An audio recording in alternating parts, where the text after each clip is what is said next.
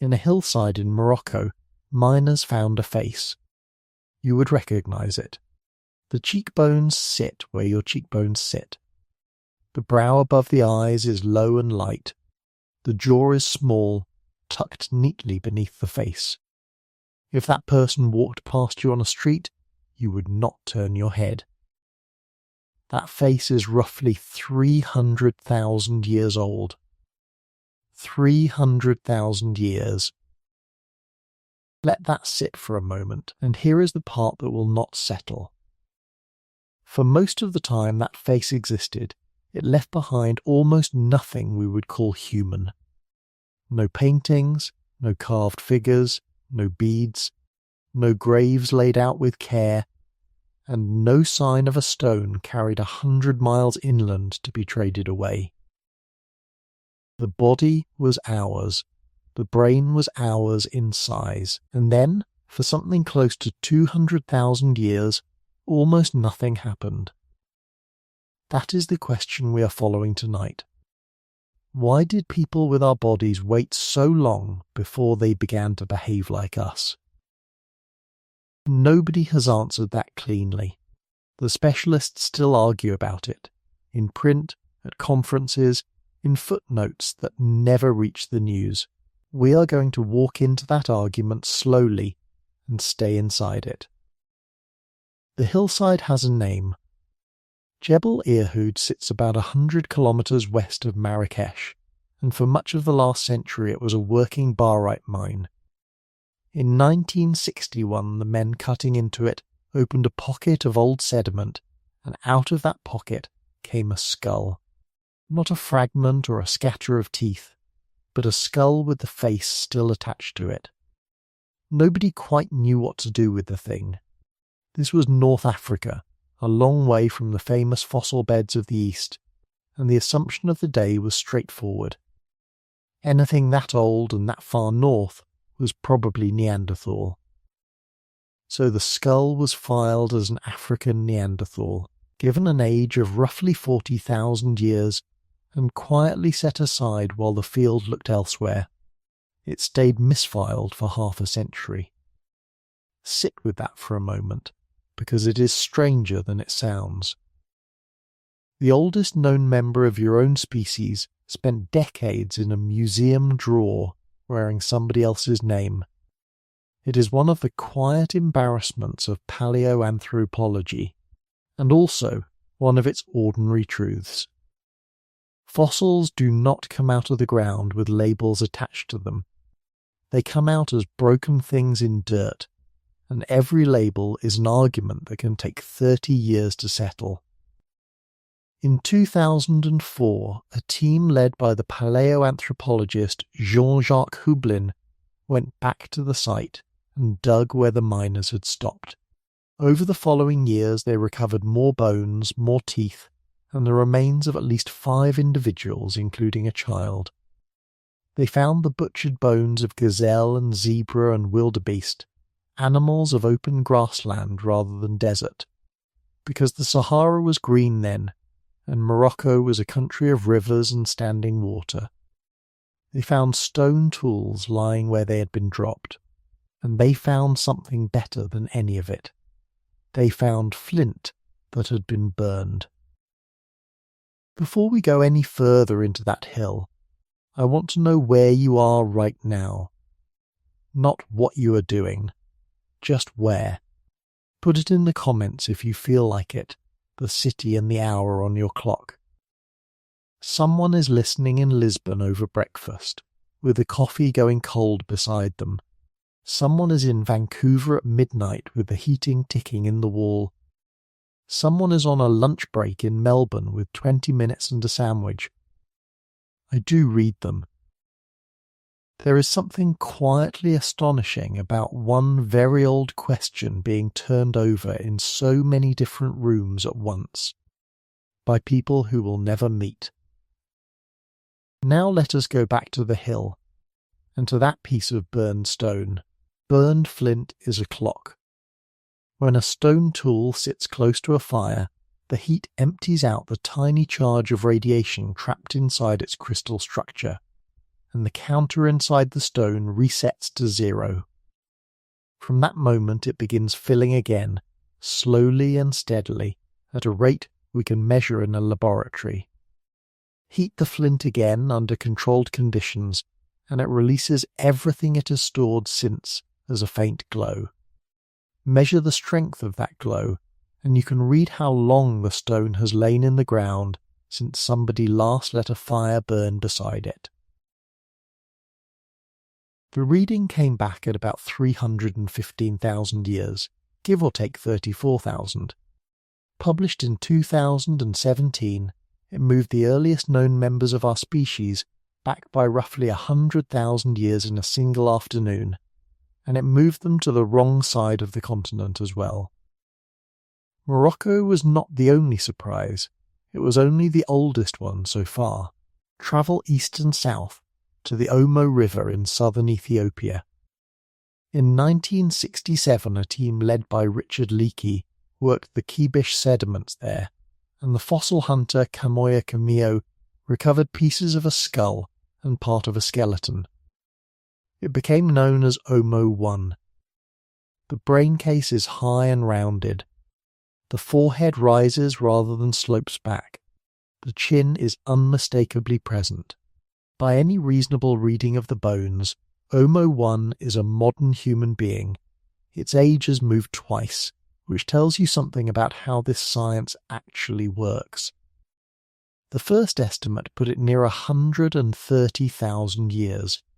In 2005, argon dating of the volcanic layers around it pushed the figure to roughly 195,000. Then in 2022, a team traced the thick ash layer lying above the fossil to a particular eruption of the Shala volcano, and the number moved again. Omo 1 is now thought to be older than 230,000 years. There are others, scattered widely. Florisbud in South Africa has given up a partial skull somewhere near 260,000 years old. Herto in Ethiopia, at about 160,000, produced skulls so close to ours that the only real argument is over how fine the label should be. A fragment from Apodima Cave in Greece has been read by one team as an early modern human at 210,000 years, while other researchers look at the same broken bone and see something else entirely. That disagreement is genuine and unresolved, and you should hold it loosely rather than tightly. So the picture is no longer a single cradle with a single door. It is a wide, patchy scatter across an entire continent spread over more than 100,000 years of populations that were becoming us at slightly different speeds and in slightly different ways. Which raises a fair question, and one worth asking carefully. What does it actually mean to say that a skull is modern? It is never one feature. It is a package, and you are carrying the whole package with you right now. Run your fingers along your brow, just above your eyes. There is almost nothing there. No shelf of bone, no ridge, nothing that casts a shadow. Nearly every other kind of human that ever lived had a heavy bar of bone in that spot, and yours has thinned away into a curve you can barely feel. Now feel the shape of your face. It is small and it is tucked. In older humans, the face sat forward, pushed out ahead of the brain case, a heavy architecture built to absorb the load of hard chewing on tough food. Yours has retreated underneath the skull rather than standing in front of it, and it has shrunk so far that a modern jaw very often has no room left for its own last teeth. Then there is the chin. Put a finger on it. That small forward wedge of bone at the front of your lower jaw appears, as far as we can tell, in no other human species that has ever existed. Neanderthals had none, and their jaws sloped gently backwards instead. Nobody is entirely sure what a chin is for. There are careful arguments about chewing stress, about the mechanics of speech, about a jaw shrinking faster than the bone that surrounds it, and not one of them has won the field. And then, quietly, the most important feature of all. Your brain case is round. Look at almost any older human skull from the side, and you are looking at a long, low box, drawn out from front to back, widest down near the ears. Yours is close to a globe. It bulges outward at the sides, at the back, and up above the eyes. That roundness is not decoration, and it is not an accident of growth. It reflects a brain that has swollen in particular regions, the parietal lobes across the top, and the cerebellum tucked in underneath. And both of those regions are deeply involved in memory, attention, language, and the handling of objects in space. Here is where the story stops being tidy. The people of Jebel Irhoud already had the modern face. They did not yet have the globe.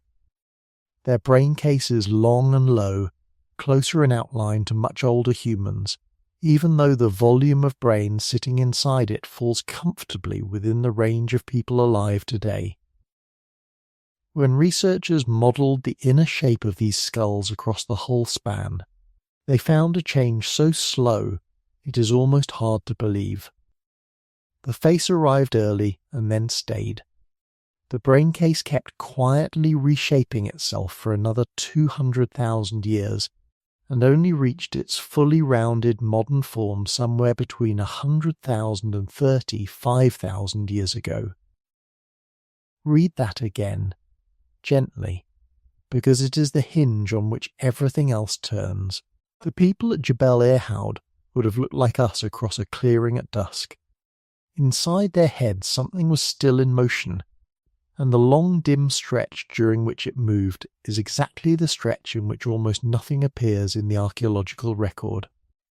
No art worth the name, no ornament, no trade lines running out over the horizon and back again.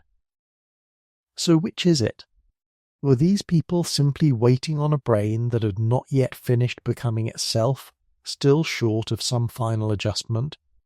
Or were they already fully us, capable of everything we are capable of, while something outside them, something in the world itself, kept the light from coming on?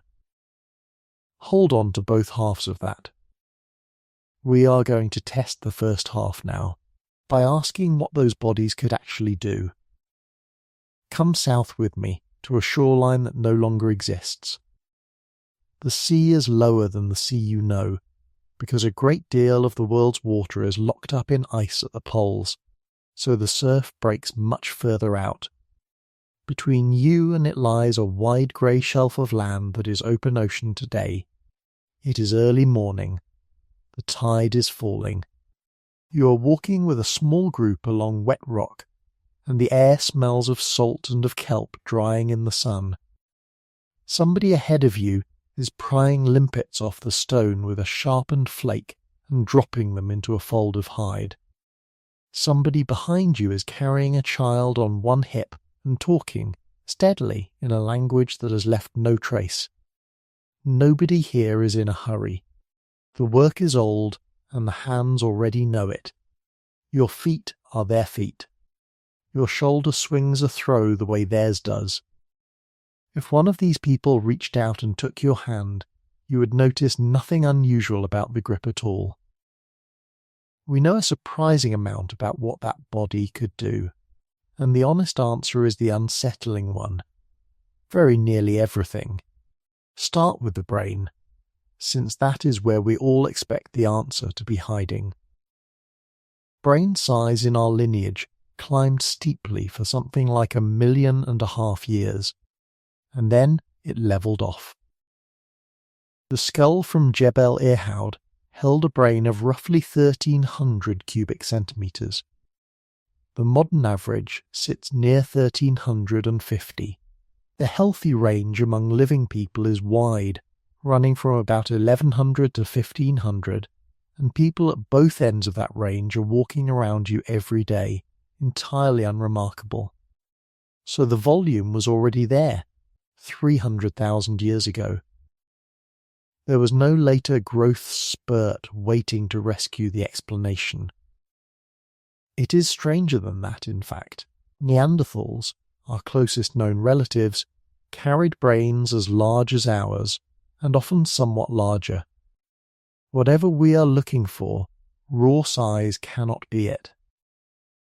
Something in the internal wiring might be, or in the proportions between the parts, and that is precisely what the slow rounding of the skull seems to hint at. But wiring does not fossilize. We are reading the shape of a container and inferring the contents, and every careful researcher in this field says so out loud, in the paper, in the same paragraph as the claim. Keep in mind what that organ costs. Your brain is about 2% of your body weight and burns around a fifth of your energy at rest, every hour, awake or asleep. 20%, all day, every night, whatever you are doing with it. Nothing that expensive gets built and then maintained for 200,000 years without being used hard for something. Now the throat, which is where language would have to live. Speech asks for a peculiar piece of anatomy. The larynx sits low in the human throat, leaving a long open chamber above it that the tongue shapes into vowels. It is a superb instrument and a genuine hazard, because it places the airway and the food pipe in an arrangement that allows us to choke on our own dinner. Evolution does not usually accept a cost like that in exchange for nothing. Soft tissue rots away, so we go looking for the one bone involved. The hyoid is a small horseshoe suspended in the throat, and it is the only bone in your body that touches no other bone. It floats. Nothing else inside you does. It hangs in a sling of muscle, anchoring the root of the tongue, and it survives in the ground just often enough to be useful. A Neanderthal hyoid came out of Kabara Cave in Israel in 1983, from a burial roughly 60,000 years old, and it is essentially identical to yours. Older still is a hyoid from the Cima de los Huesos site in northern Spain at something like 430,000 years, already close to the modern form. The tiny bones of the middle ear from that same Spanish cave suggest hearing tuned to exactly the band of frequencies that human speech leans on most heavily. I want to be careful here, because this is contested ground and you deserve the argument rather than the headline. A hyoid tells you the tongue was anchored the way yours is anchored. It does not tell you a single word that was said. Some researchers now argue that the older reconstructions of the ancient vocal tract were far too pessimistic about what those throats could produce. Others argue that the whole debate about vowels was a distraction from the beginning. What almost everyone accepts is narrower and still remarkable. The machinery for complex speech was in place, in more than one kind of human, long before any art appears anywhere. Then there is your hand, which is quietly the most beautiful thing in this entire story. Hold it up in front of you for a moment, in whatever light you have. Your thumb is long relative to your fingers, long enough to meet each fingertip in turn with real force behind the contact. You have muscles moving that thumb, which a chimpanzee simply does not possess. Where the middle finger meets the wrist there is a small flange of bone that locks the palm against the wrist bones, so you can drive hard pressure through the hand without the joint folding under it. Your fingertips are broad and padded and crowded with more nerve endings per square centimetre than almost any other part of you. Look at your thumb again. It is a tool for making tools. That is a hand built to hold something small and work it with real intention, and stone knapping demands exactly that combination of force and delicacy. So does sewing a seam, so does threading a shell onto a length of sinew. The people of Jebel Irhoud had that hand. So did the people at Omo. So, for that matter, did the Neanderthals, whose hands were if anything stronger than yours. The inventory is therefore complete. A modern face, a modern hand, a brain of modern size and terrible expense, a throat built for speech, and hundreds of thousands of unhurried years in which to use all of it. Which brings us to the fact that turned this whole subject into a mystery in the first place. The toolkit barely changes. You need to understand what came before, or the strangeness of it will not land properly. For something like 1.5 million years our ancestors made the Apulian hand axe, a teardrop of stone worked on both faces, symmetrical, sized for the palm. They made it in Kenya, and in Spain, and in India. They made it the same way, generation after generation. Across a span of time the mind cannot really hold at once. The same shape, the same size. Whole human species appeared and vanished while the hand axe remained the hand axe. Around 300,000 years ago, at roughly the moment the Irhoud people were alive, that finally changes. Archaeologists call the period that follows the Middle Stone Age in Africa. The old hand axe fades out, and in its place come flakes and points struck from carefully prepared cores. But preparation is the clever part, and it is worth picturing properly.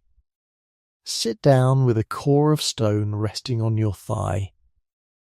In the level-a-war method, you do not simply strike a rock and take whatever comes off it. You trim the edges of the whole core first, shaping a domed working surface, setting up the angles, and only then do you deliver one decisive blow. The flake that lifts away has the outline you decided on before you began.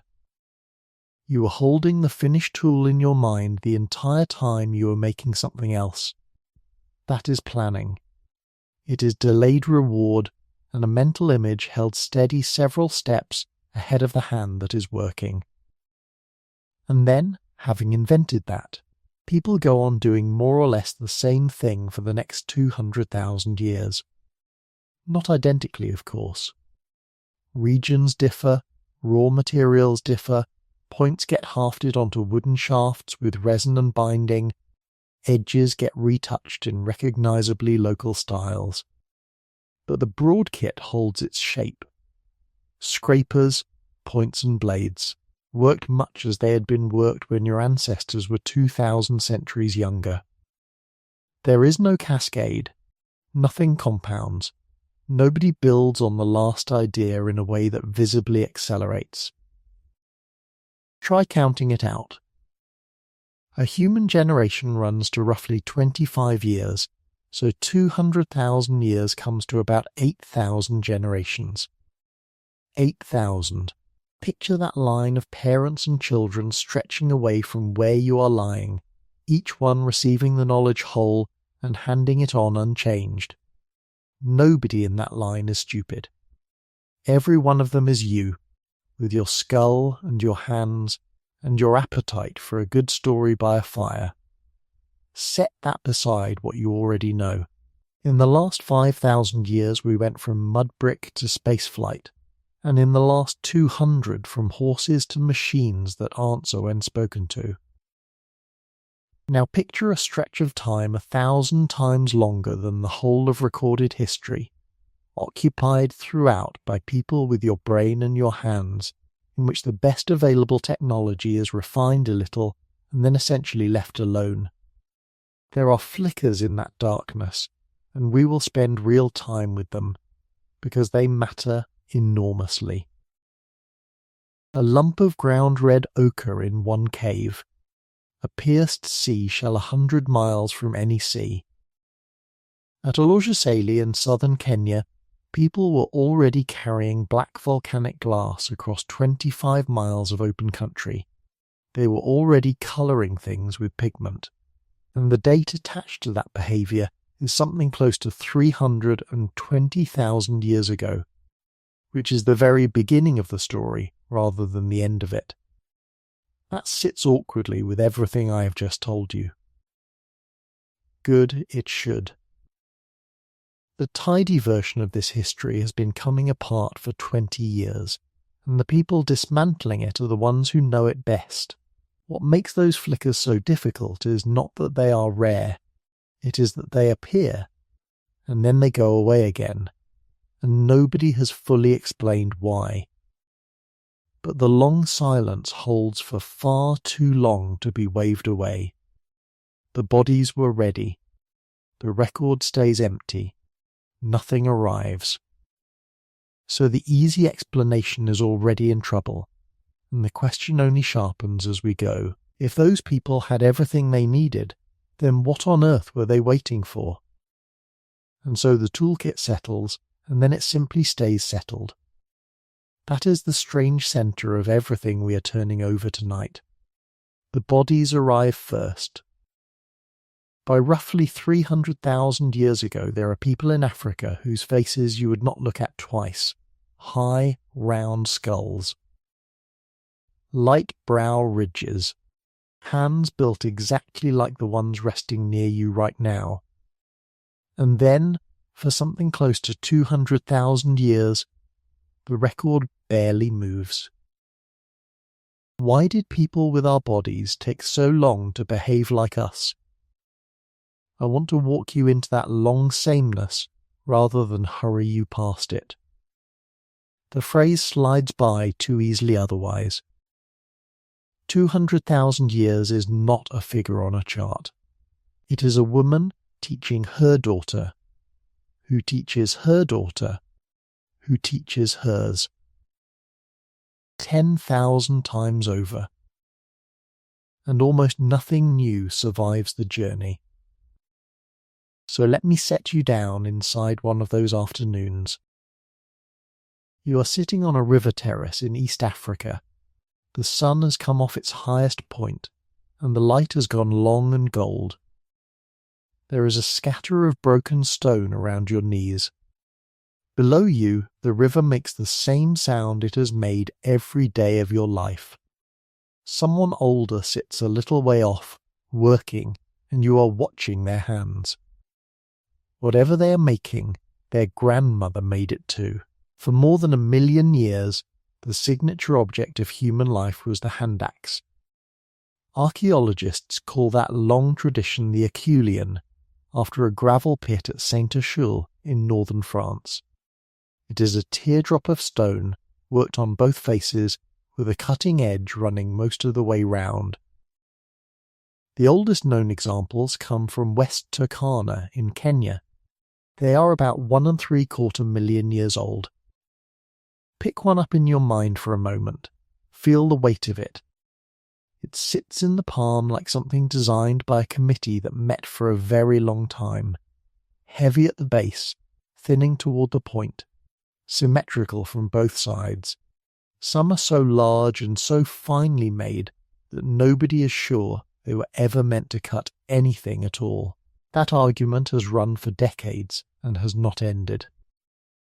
Now think about the span rather than the age. The same object, made to the same idea from southern Africa to eastern India for over 1,000,000 years. Whole kinds of human appeared and vanished inside that stretch. The climate swung from ice to green grassland and back again, over and over. And the hand axe stayed a hand axe. Try to live one life inside that. You are born on this terrace. You learn the stone from your mother's brother, and it takes you years to get right. You grow, you carry children, you grow old beside the same river. And the world you leave behind is, in every detail you could name, the world you entered. That is not failure. It is something much harder to picture than failure. It is a way of being human that worked so well that nothing ever pushed against it. Then, somewhere around 300,000 years ago, something does shift. In Africa, what follows is called the Middle Stone Age. At Oloja Sali in southern Kenya, the old hand axe layers give way to something smaller and sharper, and the dates run back beyond 300,000 years. At Jebel Irhoud in Morocco, fossils that look startlingly like us lie among flakes of exactly this newer kind. The bodies and the new tools arrive together, more or less. And the new technique is not a small thing. It is genuinely clever. It is called the Levallois method. The name comes from Levallois-Perret, a suburb on the northwestern edge of Paris. 19th century quarrymen there kept turning up strange flat flakes. Here is what it asks of the person doing it. You do not knock pieces off a lump of stone and keep the good ones. You shape the lump first. Come back to the terrace and watch it happen. The older worker takes a nodule of fine dark rock. They begin trimming all the way around its edge, until the upper face rises into a low dome. Then a small striking platform is prepared at one end, angled just so. None of this has produced anything usable yet. You have been watching a long while, and there is nothing in their hand but a shaped stone. Then one blow. One clean, judged strike. A broad flake comes away with its cutting edge already running around it, its shape decided minutes ago, before it existed. That is the whole trick. The napper held a thing in mind that was not yet there, then built the conditions that would let it appear. That is planning, nested inside planning. Steps that only make sense because of steps that come later. It is close to what your own mind does when you cook a meal in the right order, or when you pack for a journey you have not yet taken. Whatever else these people lacked, they were not simple, and you cannot learn this by watching once. Experiments with modern nappers suggest the method takes years to acquire. Somebody has to correct you. Somebody has to keep correcting you, patiently, through many failures over many seasons. Whether that teaching happened in words is one of the great unanswered questions of this whole field. But it happened. The tools prove that much. So the puzzle sharpens rather than softens. Because the Levallois method, once it appears, also stays. It runs for 200,000 years across Africa, Europe and Western Asia, with local flavours and small refinements and no clear line of march. Neanderthals used it superbly, for their entire existence. It is not a signature of us. It is a signature of a broad, capable, unhurried kind of humanity that includes us, and is not only us. Here we should be honest about what stone can and cannot say. Stone is generous in some ways. It tells us where the raw material came from, which means it tells us how far people carried things, and so how wide their world was. Through most of the Middle Stone Age, good rock travels tens of kilometres. Much later, it will travel hundreds. That gap is one of the few things about ancient social reach that we can actually measure. Stone shows us the order of the blows too, so we can rebuild the decisions of a single afternoon 250,000 years ago. It keeps the dark smears of resin where a point was glued into a shaft. It even preserves teaching in the clumsy cores that lie beside expert ones. Look down at the scatter around your knees again. Most of what lies there is waste. Chips, misses, cores abandoned halfway through.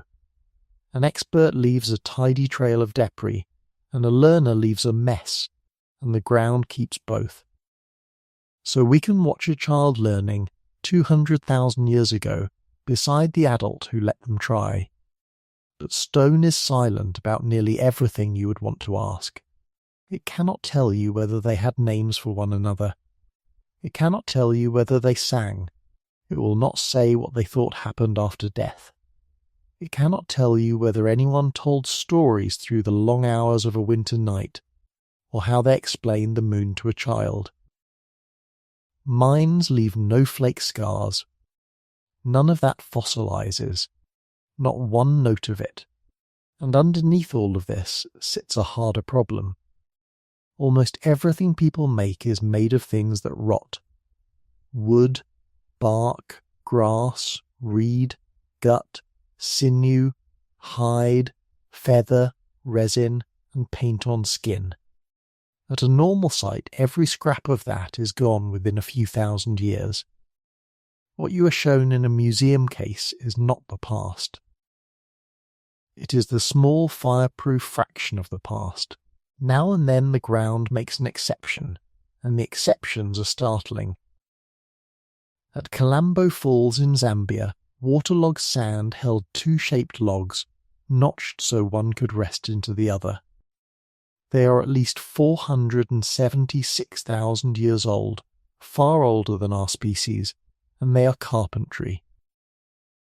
At Schöningen in Germany, Pete preserved a set of wooden throwing spears, balanced like javelins.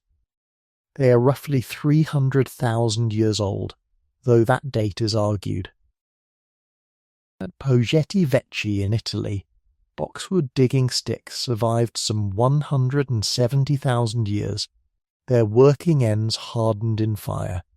Each one is a single window in an otherwise blank wall. The same is true of the softest things people owned. At Border Cave in South Africa, layers of grass bedding survived to roughly 200,000 years, laid over ash to keep the insects down. At Sibudu, another South African shelter, people gathered aromatic leaves for their bedding about 77,000 years ago.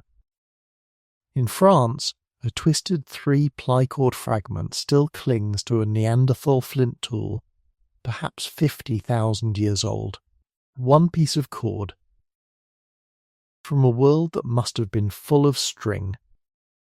Think for a moment about everything near you tonight that would not survive. The cloth you are lying under. The threads in it, the dyes, the glue holding a cupboard together, the paper in a drawer. Give the ground 50,000 years and it will hand your keys back to you. And almost nothing else. So when we say the record goes quiet, we have to finish the sentence. The silence belongs to the stone, not to the people. Stone is the least expressive thing anybody ever owned. A people could have had music, dance, painted bodies, elaborate kinship and fluent speech, and left you nothing but sharp rocks. This is where serious scholars part company, and both sides deserve a fair hearing. One view, argued most forcefully by Richard Klein, holds that something real did change late, perhaps around 50,000 years ago. On that reading, a neurological shift finally switched on the full modern package, and the long silence before it is a true silence. The other view arrived in a paper by Sally McBrearty and Alison Brooks, published in the year 2000, with a title that states its case. They called it the revolution that wasn't. Their argument is that the pieces of modern behaviour appear scattered across Africa over hundreds of thousands of years, early and often, and spread wide.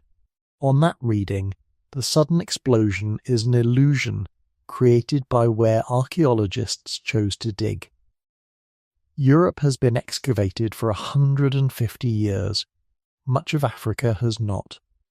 Both camps are active today, neither has won. And that would make a tidy place to rest the night.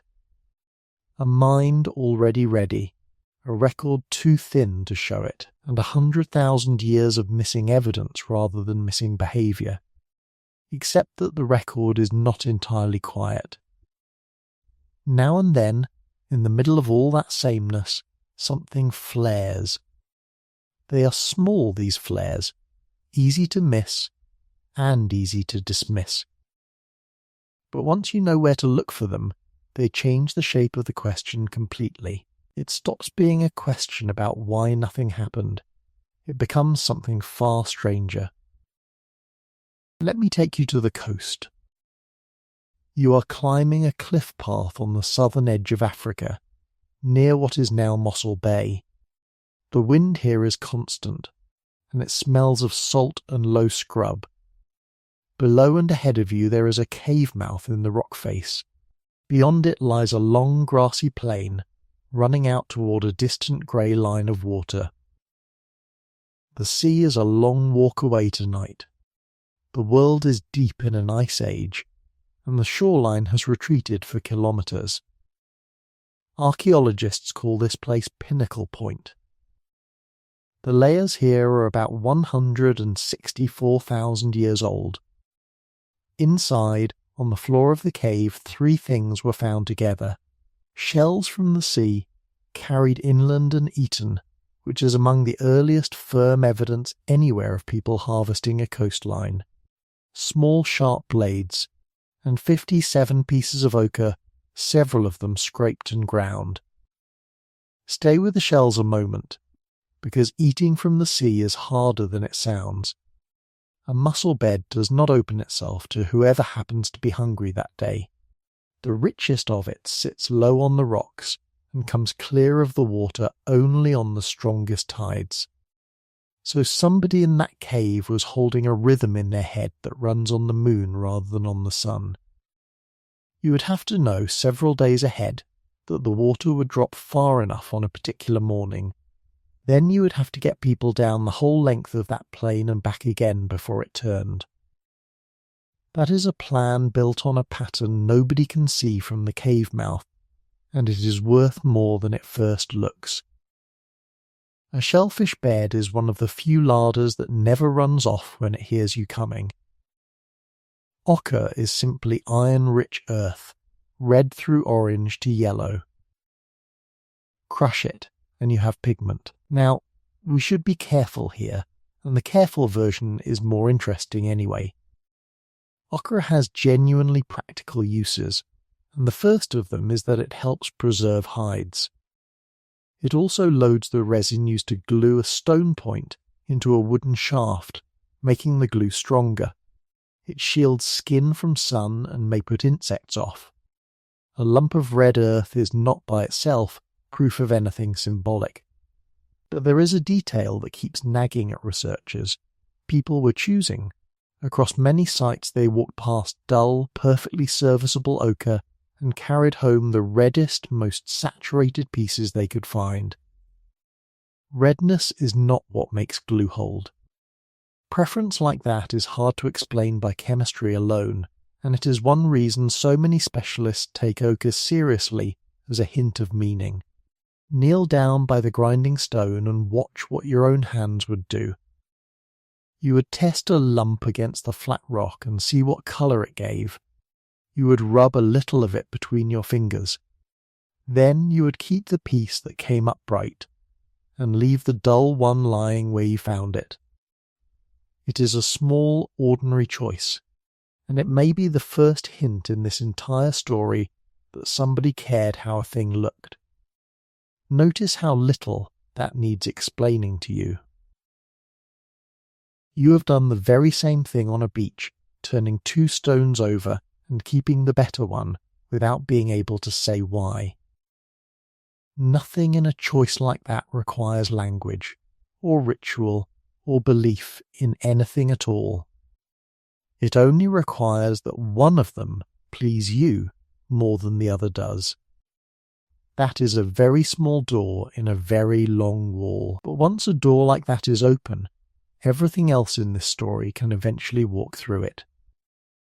Then, further east along the same coast, there is a cave that changed the argument harder than any other. Blombos sits in a cliff faced some 300 kilometres east of Cape Town, above the Indian Ocean, and its entrance is hardly more than a slot in the rock. What has come up out of that floor is the material people fight over most. Worked ochre, some of it marked. Small seashells, pierced and carried a long way from any shore. And I am going to leave the door of that cave shut for now.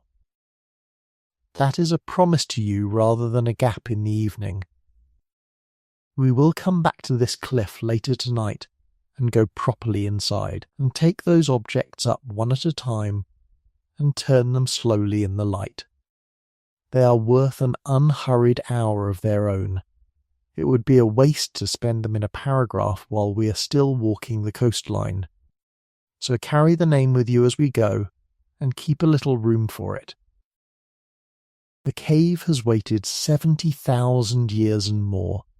It can wait a while longer for you. One thing about those pierced shells has to be said now, though, because the rest of the coast depends on it. Here is why beads matter more than almost anything else on the list. A bead cuts nothing. It carries no water, kills no animal, and feeds nobody. Its only possible function is to be seen by another person. An ornament is a message with no purpose unless somebody else knows the code. And these shells travel, which is the second surprise of the night. At school on Mount Carmel in what is now Israel, there are perforated shells of a closely related tidal snail. They have been dated to between 100,000 and 135,000 years. That age is genuinely disputed, because the shells come from a dig in the 1930s. At Oued Jebana in Algeria, another such shell turned up around 190 kilometres from the sea, with a date nobody is confident about. At Tafaralt in Morocco, more than a dozen ochre-stained shells date to roughly 82,000 years. Marine shells, deep inland, worn as ornament, across thousands of kilometres. Whatever else that means, people were not living in sealed little worlds. Now come inland with me one last time, to a rock shelter called Dipkloof, in a valley of the Western Cape. You are sitting under an overhang, with a wide dry view. In your hands is an ostrich eggshell, emptied and cleaned, its opening cut neatly at the top. It is a flask, and it will hold water through a hot walk. Run your thumb across the curve of it, and you feel the marks. A band of parallel lines with hatching set between them, scored into the shell. Hold the flask up and turn it. The band of marks runs right around the shoulder of the shell, so it can be read from any side. Whoever carried this could be recognized across a valley, before a single word was spoken. Think about what a mark on a container actually does for you. A flask is one of the few things you own that regularly leaves your hands. You set it down at a waterhole while you drink. You lend it to somebody walking further than you are going, and later it comes back to you, or it does not. A plain shell belongs to whoever is holding it. A marked shell belongs to somebody, and everyone who sees it knows which somebody that is. Whether the mark meant ownership, or a family, or a place, or membership of a group, we cannot tell. Any one of those would be enormous. More than 270 engraved fragments came out of that shelter. The layers are dated to around 60,000 years. That chronology is argued over hard, and 2 rival age models remain in play. That number deserves a moment of its own. One marked flask would be a curiosity, and a handful would be a fashion. Hundreds of engraved fragments, coming up layer after layer, mean that marking your water flask was simply what people did in that valley, and they went on doing it long enough for the marking itself to change. But the fragments do something no single object can do. The motifs change through the sequence. The hatched band gives way over time to a pattern of lines crossing one another. That is not one clever person. That is a style with a history, taught, followed, and then altered by people who knew the rule well enough to bend it. So the flickers are real, which brings us to the part that unsettles everyone. They do not build, they stop. The engraved ochre and the shell beads belong to a phase archaeologists call the Still Bay. It runs roughly from 77 to 70,000 years ago. The engraved eggshells belong to the Howisson's port with its finely backed blades, somewhere near 65 to 60,000 years ago. Both are pulses, both end. And in the layers directly above the Howisson's port, the record goes plain again. Imagine working your way up through that section, one thin band at a time. The backed blades stop being made, the engraving stops. Beads become rare or vanish from your trays entirely. And yet the cave under your hands is lived in the whole way up. People go on hunting well and coming home and raising children there. It is the behaviour that disappears, not the population. Why that happened is genuinely open, and you should hear the honest disagreement. Some researchers date these pulses as short and sharp and nearly simultaneous across southern Africa. Others argue for longer, messier, staggered spans. And Deep Kloof itself sits at the centre of that fight. As for the cause, the field divides. Some point to swings in climate. Some point to populations thinning and scattering, until a network grew too sparse to carry a difficult skill forward. And some point simply to the gaps in what we have dug so far. Sit with how odd that middle possibility is. A skill can be lost. A pattern can be forgotten. A whole way of showing who you are can go out of the world, and the people living there afterwards will not know that anything has gone. But notice what all of it does to the question we started with. The mystery was never that our ancestors sat blank for 100,000 years, waiting for a switch to be thrown. They were not blank. Somebody at Pinnacle Point was already grinding red earth. Somebody on that eastern cliff was already stringing pierced shells to be admired. Somebody at Deep Kloof was already carrying a marked flask that told you who they were. The spark came. That is settled. It came early, and it came in more than one place, and then it went out. And it came again. And it went out again. You can lay these dates along a line and watch it happen for yourself. A flare in one place, and then darkness. A flare somewhere else, thousands of years and thousands of kilometres away, and then darkness again. Through tens of thousands of years, this same small light keeps catching and failing and catching once more. So the question turns, and it becomes a much stranger one to sit with tonight. Not why did it take so long to begin? It began. Again and again. What we have to explain is why for so very long it refused to stay lit. Come south with me now, all the way south, to the bottom edge of the continent where the land runs out into the Indian Ocean. There is a cliff here made of old dune sand, cemented hard over many thousands of years until it's set like soft stone. It is pale, faintly gold, and it faces the water. Part way up its face there is an opening. It is not dramatic. You could walk the beach below it every day of your life and never once think to look up.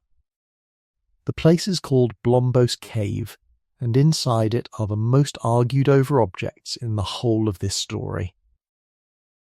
So let us go in, properly in, and take our time about it. You come up off the shore through low wiry scrub that catches at your legs and smells faintly of resin when you crush it.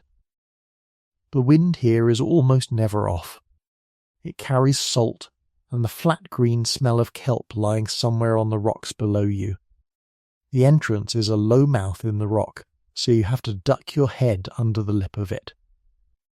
Then the light changes. The wind stops. It is a small chamber, a modest room and no more than that, with a roof close above you. The floor is fine sand, dry and loose, and it takes your foot the way beach sand does, with a little give at every step. Here is the first thing you notice. The sea does not stay outside.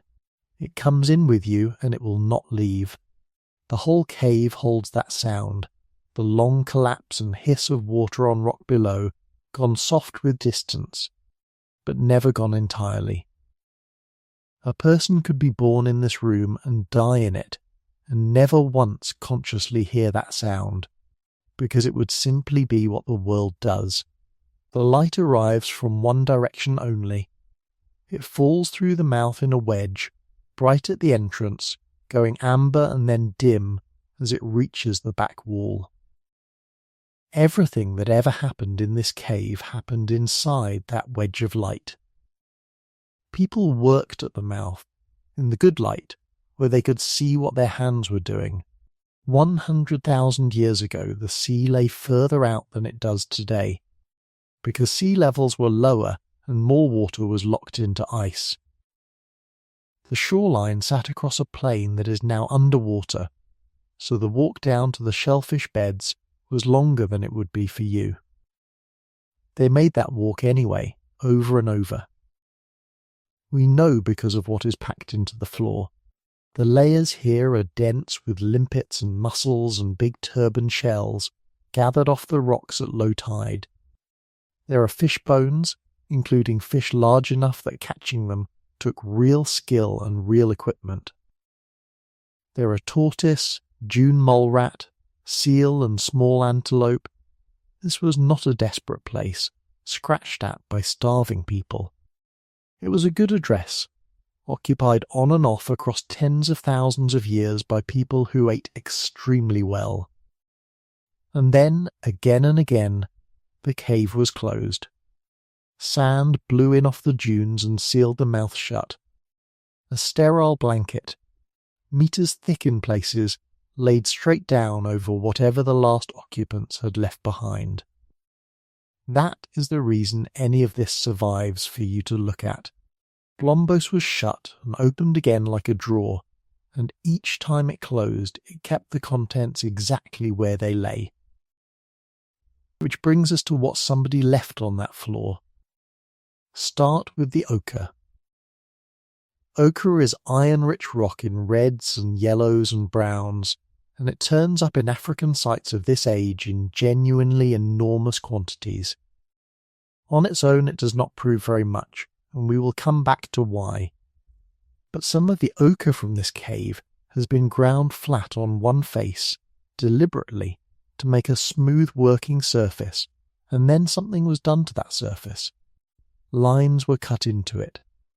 Not scratches, and not the random damage a stone picks up rattling around in a bag of other stones. The best known piece is around 73,000 years old, and small enough to sit comfortably in your palm. The engraver ground two faces flat, then cut a set of parallel lines across one of them, then cut a second set across the first at an angle. The result is a crosshatch, closed off top and bottom by two long horizontal strokes. It looks like a fence. It looks, if we are being honest with each other, like something you might doodle on the corner of a page.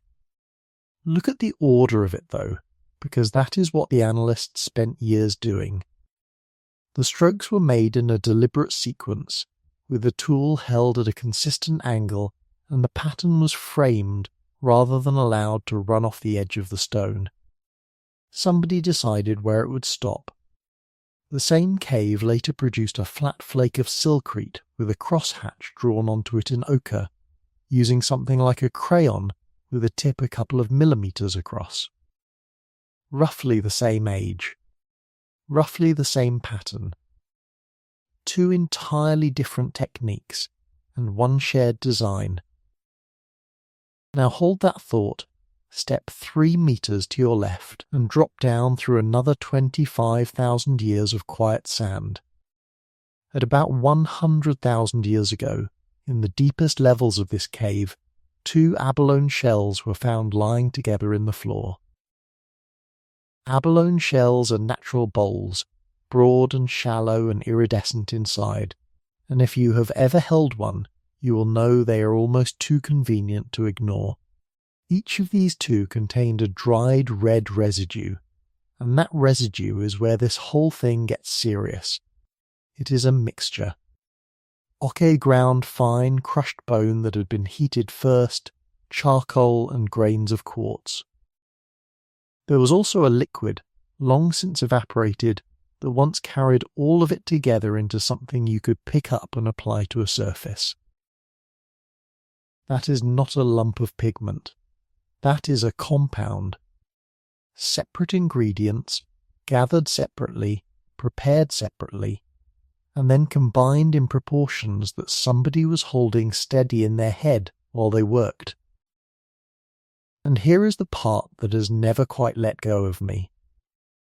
The toolkit was still lying around the shells where it had been put down, quartzite cobbles used as hammers, with ochre worn into their working ends. Grindstones, a stone flake sitting inside one of the shells. Bone fragments that had been used for stirring or lifting the mixture across. This is not a rubbish heap, swept to the side and abandoned. It is a workbench. Somebody mixed a batch, laid their tools down beside it, and walked out of the cave into the wind.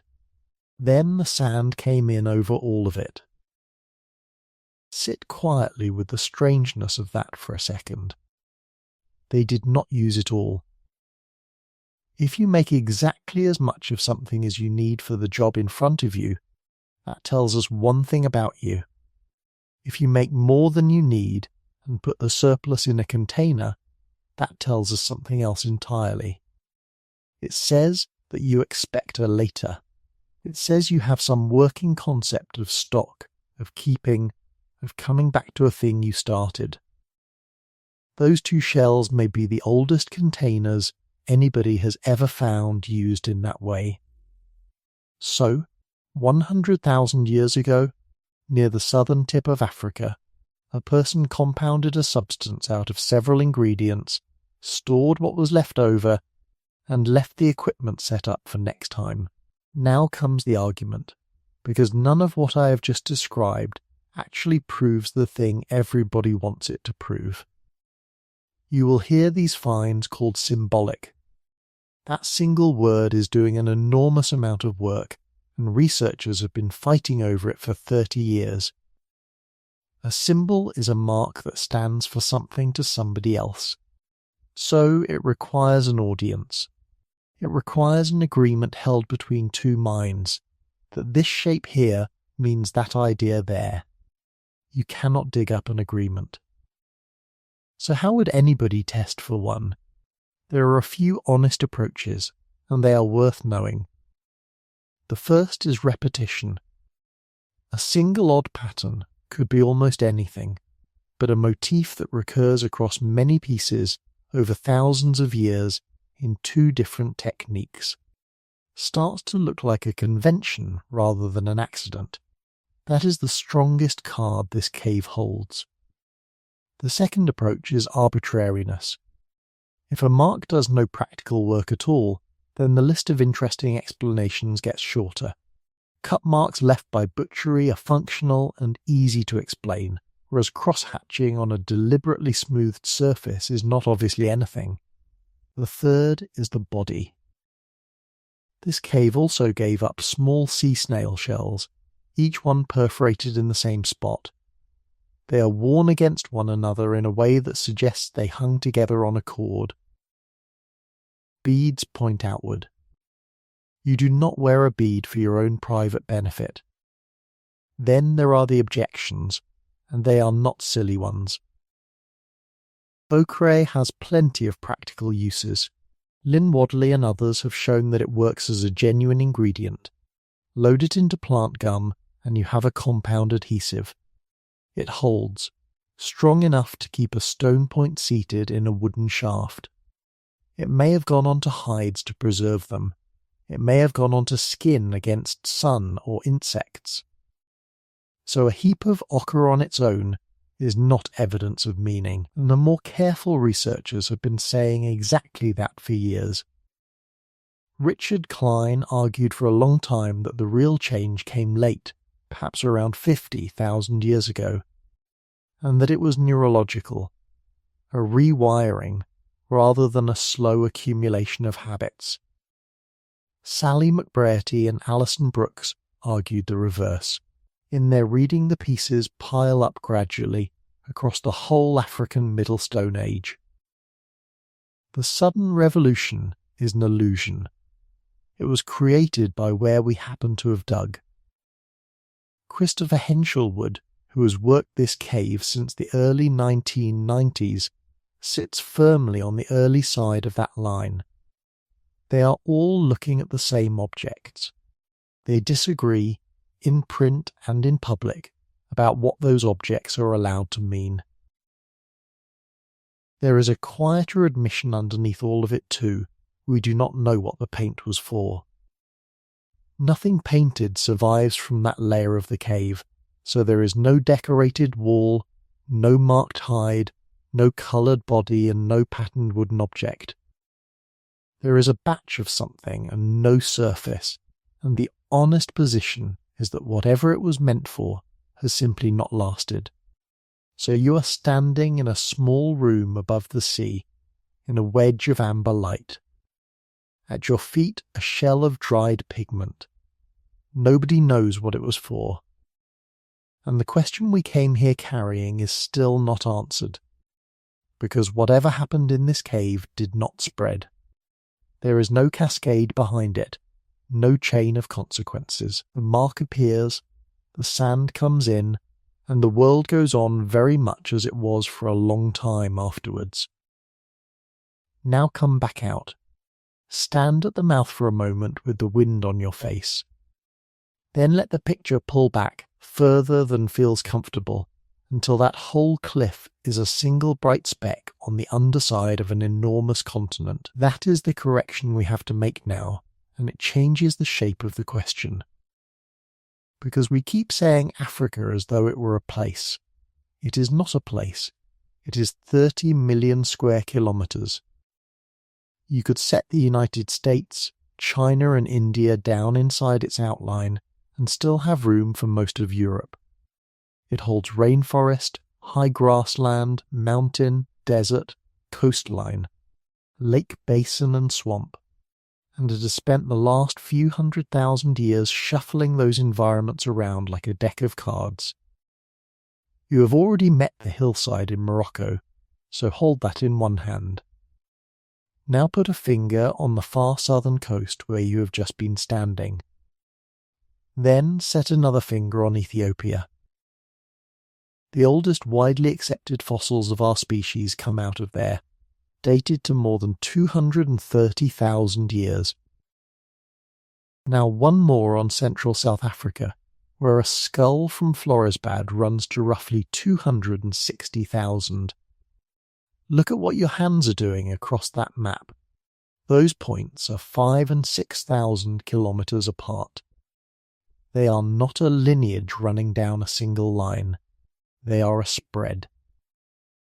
So let us walk into the middle of it. You are in the Rift Valley of southern Kenya now, about 65 kilometres from where Nairobi stands today. The basin is called Olorgesailie. It is hot, open, pale country, cut through by gullies, and the ground here is quietly eroding, which is the only reason we can see anything at all. For something close to 1 million years, the people in this basin made hand axes, teardrop-shaped, worked on both faces, produced in numbers that are genuinely difficult to take in. In places at Olorgesailie, the hand axes lie across the surface in drifts, thousands of them together, packed so densely that you cannot cross the ground without treading on them. 1 million years of the same good answer to the same old question. Then, at some point before about 320,000 years ago, the answer changes. The hand axes stop. In their place come the smaller, more carefully struck points and blades that archaeologists call the Middle Stone Age. Two other things arrive alongside them, and these are the ones to keep your eye on. The first is pigment. Lumps of black and red rock, carried into the basin from elsewhere, some of them scraped or drilled in ways that only make sense if somebody wanted powder out of them. The second is where the stone itself came from. The honest caveat has to come first, because this site has one and it matters. There is a gap in the sediments at Olorji Seli, and a stretch of roughly 180,000 years has simply eroded away between the last hand axe layers and the first Middle Stone Age ones. Nobody is watching the change happen. We have the before and we have the after, and the middle has been washed off the map entirely. But the after is remarkable on its own terms. So crouch down and pick one up in your hand. The flake in your hand is obsidian, volcanic glass, black and slick and slightly warm from the sun, breaking to an edge finer than surgical steel. The rift is full of obsidian, and here is the gift that gives to archaeologists. Every volcanic flow has its own trace element signature, a chemical fingerprint that does not change.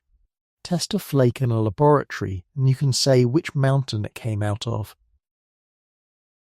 The hand axe makers in this basin used rock from within about 5 kilometres of where you are crouching. Local stone, whatever you could fetch in a morning without much thought.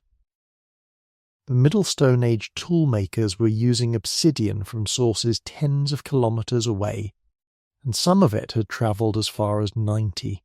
Stand in that landscape and think honestly about what 90 kilometres means for a person on foot. That is not a walk.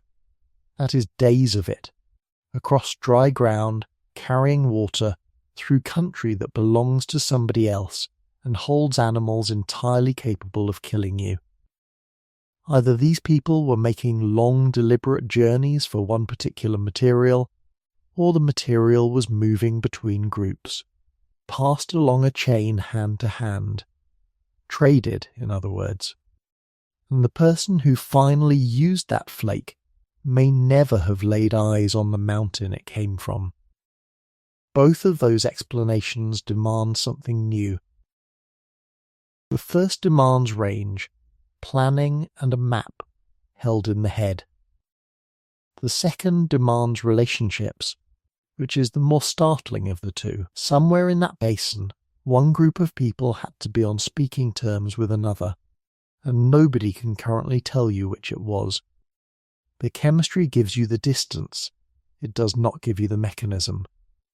Now go west and north across the continent, to the eastern edge of what is today the Democratic Republic of the Congo. The Semliki River runs through here down out of the mountains, and near a place called Katanda it broadens and runs slow. Catfish come up this river to spawn, and they still do it now. In the season they mass in the shallows in numbers you would not believe water could hold. In the deposits at Katanda, excavators found bone points. Not splinters or scraps. Carved and polished points, and several of them are barbed, with the barbs cut back along one edge exactly the way a harpoon is barbed. It holds once it goes in. They were lying alongside the remains of very large catfish. The dating came out at roughly 90,000 years from 2 independent methods. That result started a serious fight, and you should know about it. Bone tools of this quality were expected to be 40,000 years old at the outside, and European. A 90,000-year-old barbed harpoon in Central Africa was, to a lot of specialists, simply too early to be true. So the obvious objection was contamination. Younger objects working their way down into older sand. Further dating work has broadly supported the excavators. Not everybody was persuaded, and that is roughly where the question sits today. But take it at face value for a moment and put yourself on that riverbank with the water going past your knees.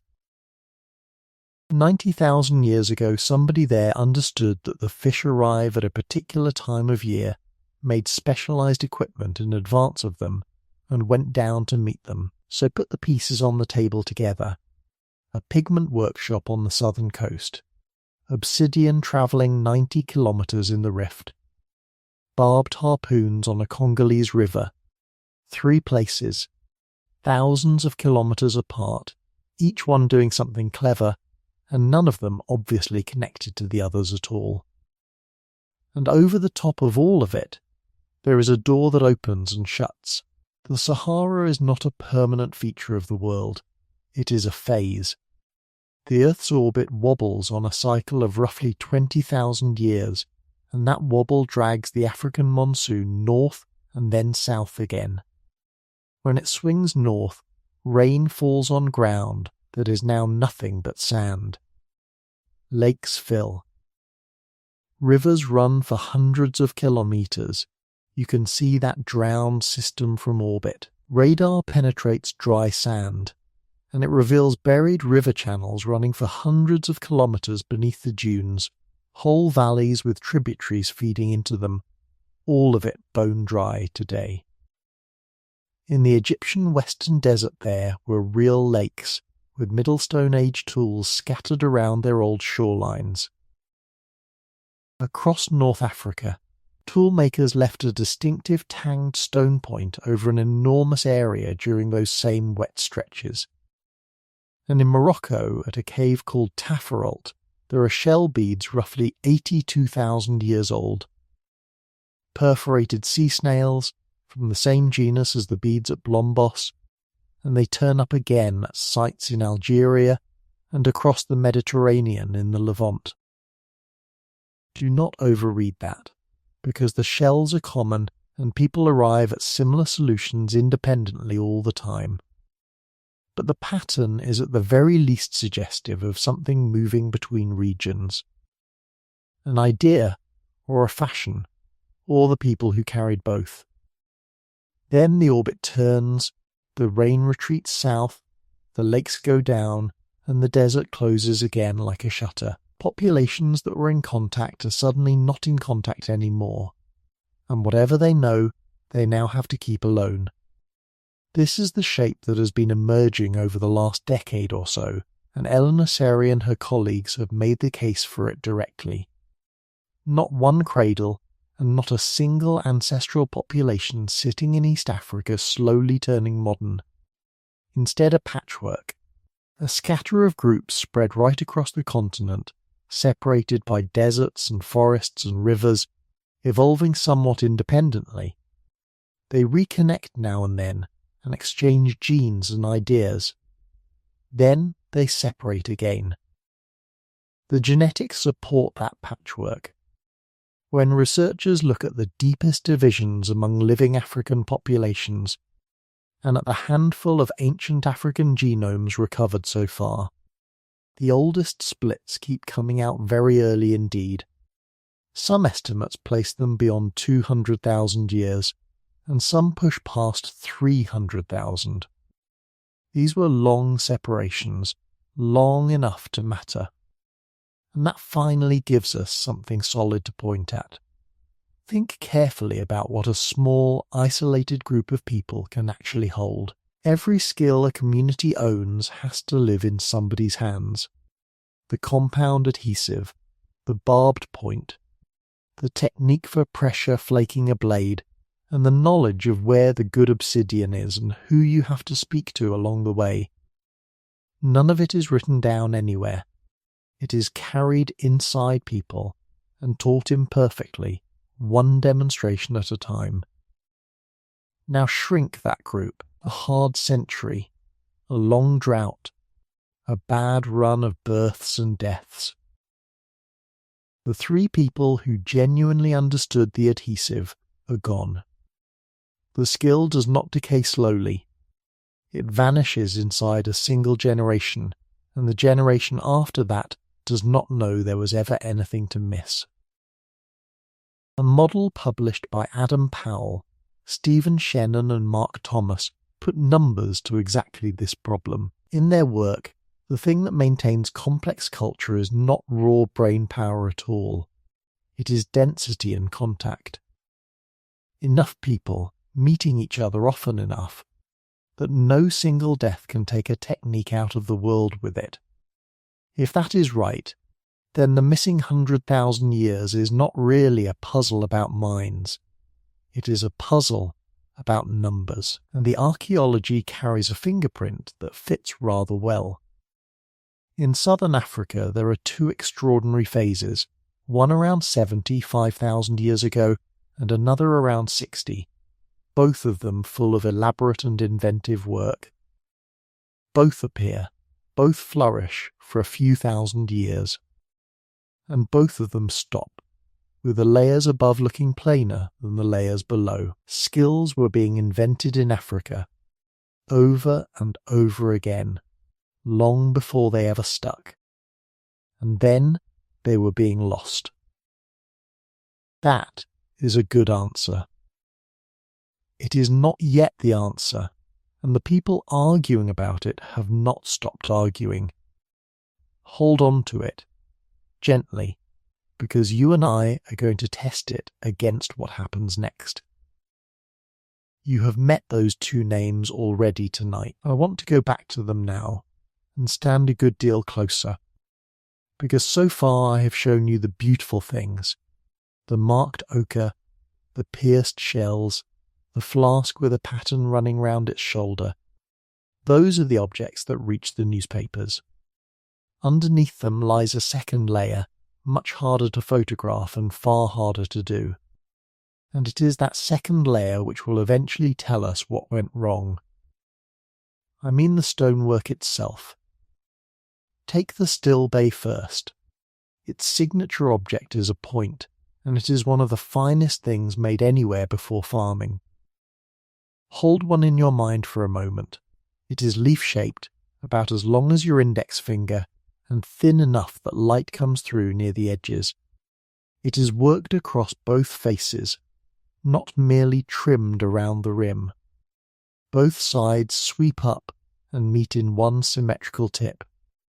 You do not arrive at that by hitting a rock and hoping. Every flake you take off changes the shape the next flake has to work with. So the whole sequence has to exist in your head before the first blow lands. You read the grain. You feel for the flaw hiding somewhere under your thumb, and you decide to come at it from the other side instead. And you have to know when to stop.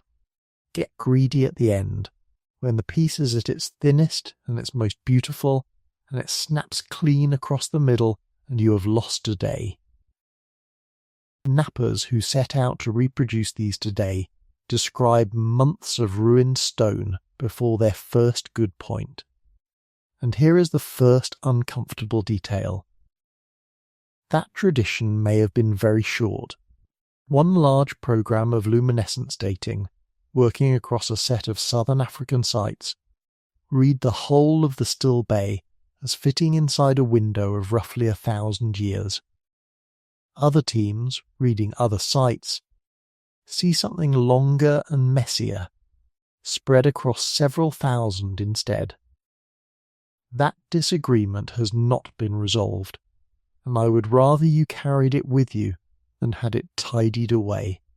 But notice that even the generous version is brief. Set a few thousand years against 200,000 years of sameness, and what you have is a candle carried down a long, quiet corridor. Now the part that almost nobody outside the field has heard, which I think is the most quietly astonishing thing in the whole of this story. They were engineering the rock before they shaped it. Much of that coastline is silkrete. It is a hard, sullen stone, and fresh out of the ground it fractures where it pleases rather than where you want. It will fight you all afternoon. Unless you cook it first, you bury it in sand beneath a hearth, you build your fire on top and keep it going. The stone comes up slowly to somewhere near 300 degrees, holds there, and then cools all night without shock. Something inside it rearranges. What you dig out in the morning is not quite the same material. It has gone reddish, it carries a faint gloss on any fresh break, and now it flakes cleanly and predictably, in the direction you intended. Think about what it takes to find that out, and then to keep hold of it. Everything that matters happens where you cannot see it. The stone is underground. For hours nothing visible occurs at all. Rush the heat and it shatters beneath you. Lift it out too early, or let the cold night air reach it, and it cracks. Your result arrives the following day at the earliest, and only if every invisible step was right. Nobody stumbles onto that in an afternoon, and nobody acquires it at all unless somebody else is willing to spoil good stone teaching them. At Pinnacle Point, along that same coast, there is evidence of silkrete being heated this way as early as 164,000 years ago. By 72,000 it is routine. Most of the good tools being made there have been through a fire before anyone touched them with a hammerstone. Then the second name, the Howison's Port. Those toolmakers struck long straight blades and did something economical with them. A blade would be snapped into sections. One curved edge of a section was then blunted with tiny retouch until that edge was safe to hold and safe to glue. What is left is a crescent with one wicked edge and one dull back. Archaeologists call them backed segments. They are small. Most are shorter than the last joint of your thumb, and they are standardized in a way that earlier tools are not. Pour 100 of them into your palm, and you would struggle to sort them by maker. They are components rather than tools, made to a shared specification, meant to be fitted into something else. The stone itself starts travelling too. Through this phase, people shift toward fine-grained material from sources much further away, walking past nearer and poorer outcrops to get it. And a segment on its own does nothing whatever. To become a weapon it has to be fixed to a shaft, and that is a recipe of its own. At Cebudu, a rock shelter inland of the coast in KwaZulu-Natal, residues on tools from around 70,000 years ago point to an adhesive made by combining plant gum with red ochre and heat, worked to a particular consistency. Too dry and it crumbles in the hand, too wet and it never sets hard, too hot and the whole batch is ruined. And you cannot check your work. You find out whether the mixture was right a week later, when the tool either holds against an animal or does not. Which brings us to an argument that has been running around those little crescents for well over a decade now. What were they for? Some archaeologists think you are holding arrowheads. The case is built from small things stacked together. The segments are very light, lighter than you would want on the end of a thrown spear. Many carry minute step fractures at the tip, of a kind that forms on impact. At Cebudu, segments from about 64,000 years ago were found with traces of resin along the blunted back, exactly where glue would sit if the piece had been hafted crosswise onto a slender shaft. There is a fine bone point out of the same layers, and a bow at 64,000 years ago would matter enormously. It means killing at a distance, from cover, by a person of any size and any strength. The objection is not that this is impossible. The objection is that no single strand of it settles anything. Fractures like those also form on darts and on spears thrown by hand. Residue identification on surfaces this old is genuinely contested, and the same smear has been read more than one way by careful people looking down good microscopes. And the object that would end the argument does not survive. The bow is wood and sinew and gut. The oldest bows we actually hold in our hands came out of waterlogged northern European ground, and they are around 10,000 years old. Everything earlier than that is an inference drawn from stone. So gather the whole list up. Along one stretch of coast, across some tens of thousands of years, people were controlling fire to alter their raw material, planning long sequences to produce symmetrical points, mixing a compound glue to a formula, standardizing components, carrying stone from far inland, and quite possibly shooting arrows. And then, layer by layer, those things go. The bifacial points go. The segments go. The far-travelled stone goes, and people return to the outcrop nearest the camp. The heat treatment thins out. In the deposits above, the toolkit is plain, and it works, and the people using it are hunting well and coming home. It is very tempting to read that as failure. Please do not. Nothing in the record suggests that the mines got worse. No skull shrinks, no hand changes. The child born in the last generation of the Howisson's port was, by every measurement we are able to take, the same creature as the child born in the first. The biology held perfectly steady.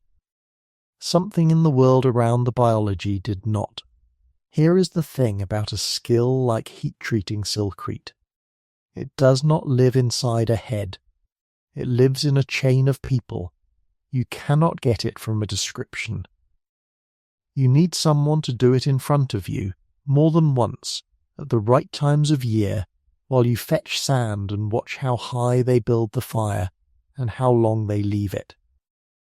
You need them to be patient while you waste their stone, and you need to be near them for years, not for an afternoon. Picture the learning itself, because it is not a lesson, it is a childhood. You are perhaps 7 years old. You are sitting where you have been told to sit, close enough to see the hands properly and far enough back not to catch a flake in the face. The fire is warm against your shoulder. Somebody works, and does not explain, and does not look up.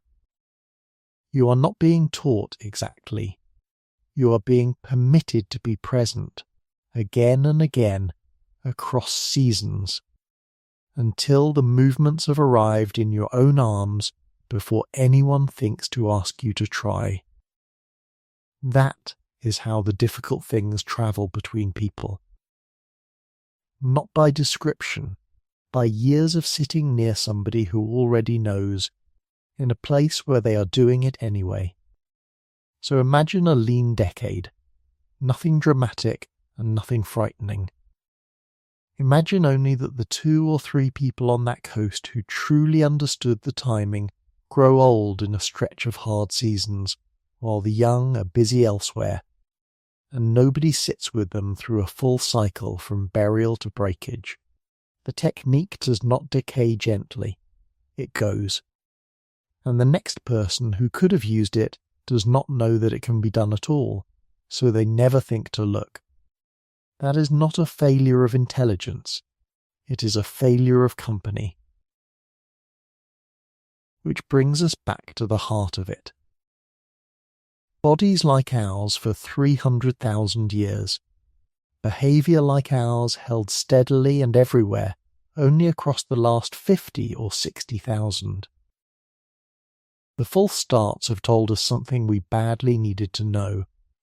The ideas were arriving all along. They arrived early and often and in more than one place at once. What they could not do was survive the gap between one clever person and the next one. So the question changes shape again.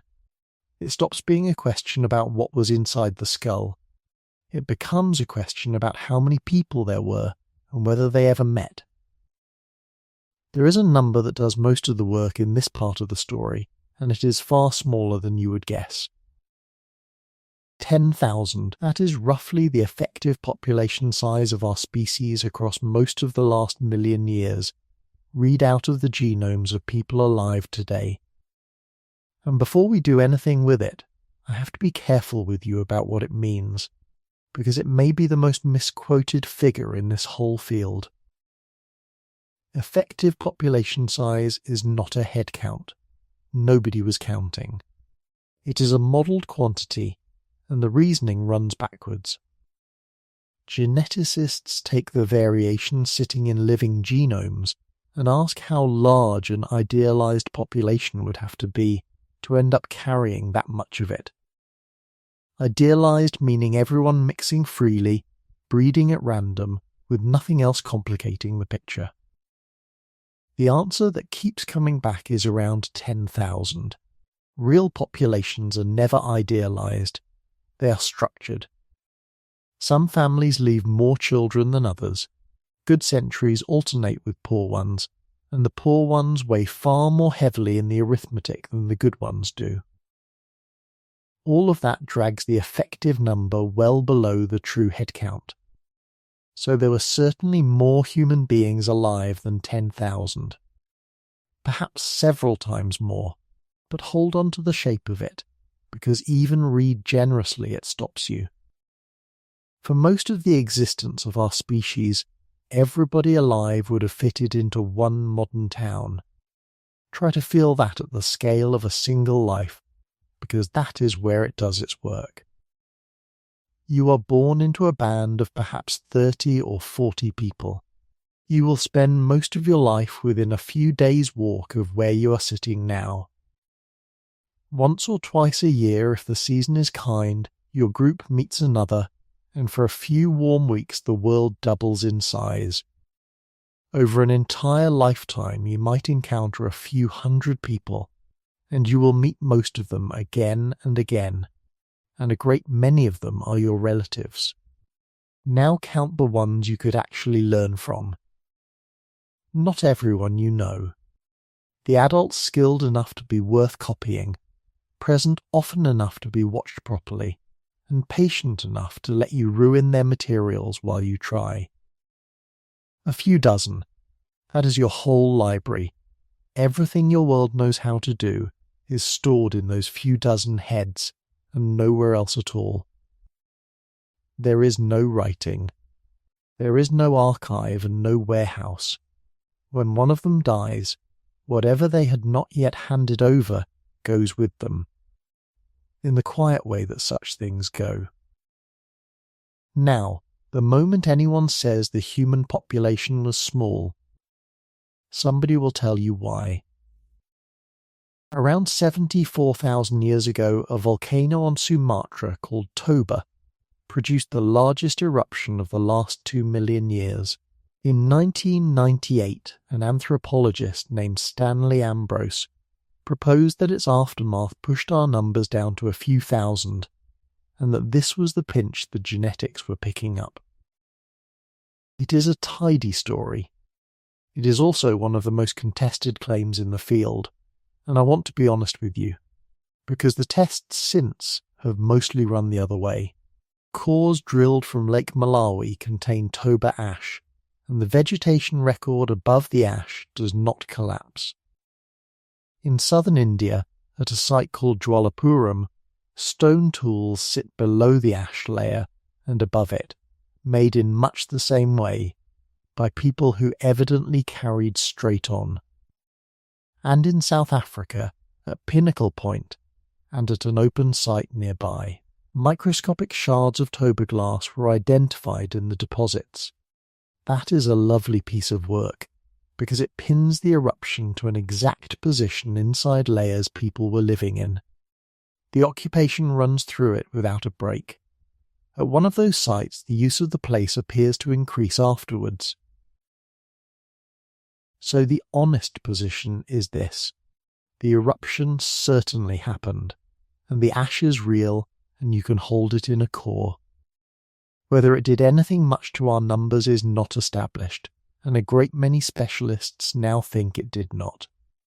If you have heard it told as fact, it is not one. Inference of this kind is harder than it sounds in general. In 2023, a team published a method suggesting a far older and far deeper squeeze somewhere near 900,000 years ago. Within a year, other population geneticists had published detailed objections to the method itself. That exchange is a fair picture of the whole area. These are model outputs rather than observations, and they move as the models improve. And there is a wrinkle here that matters more than any of it.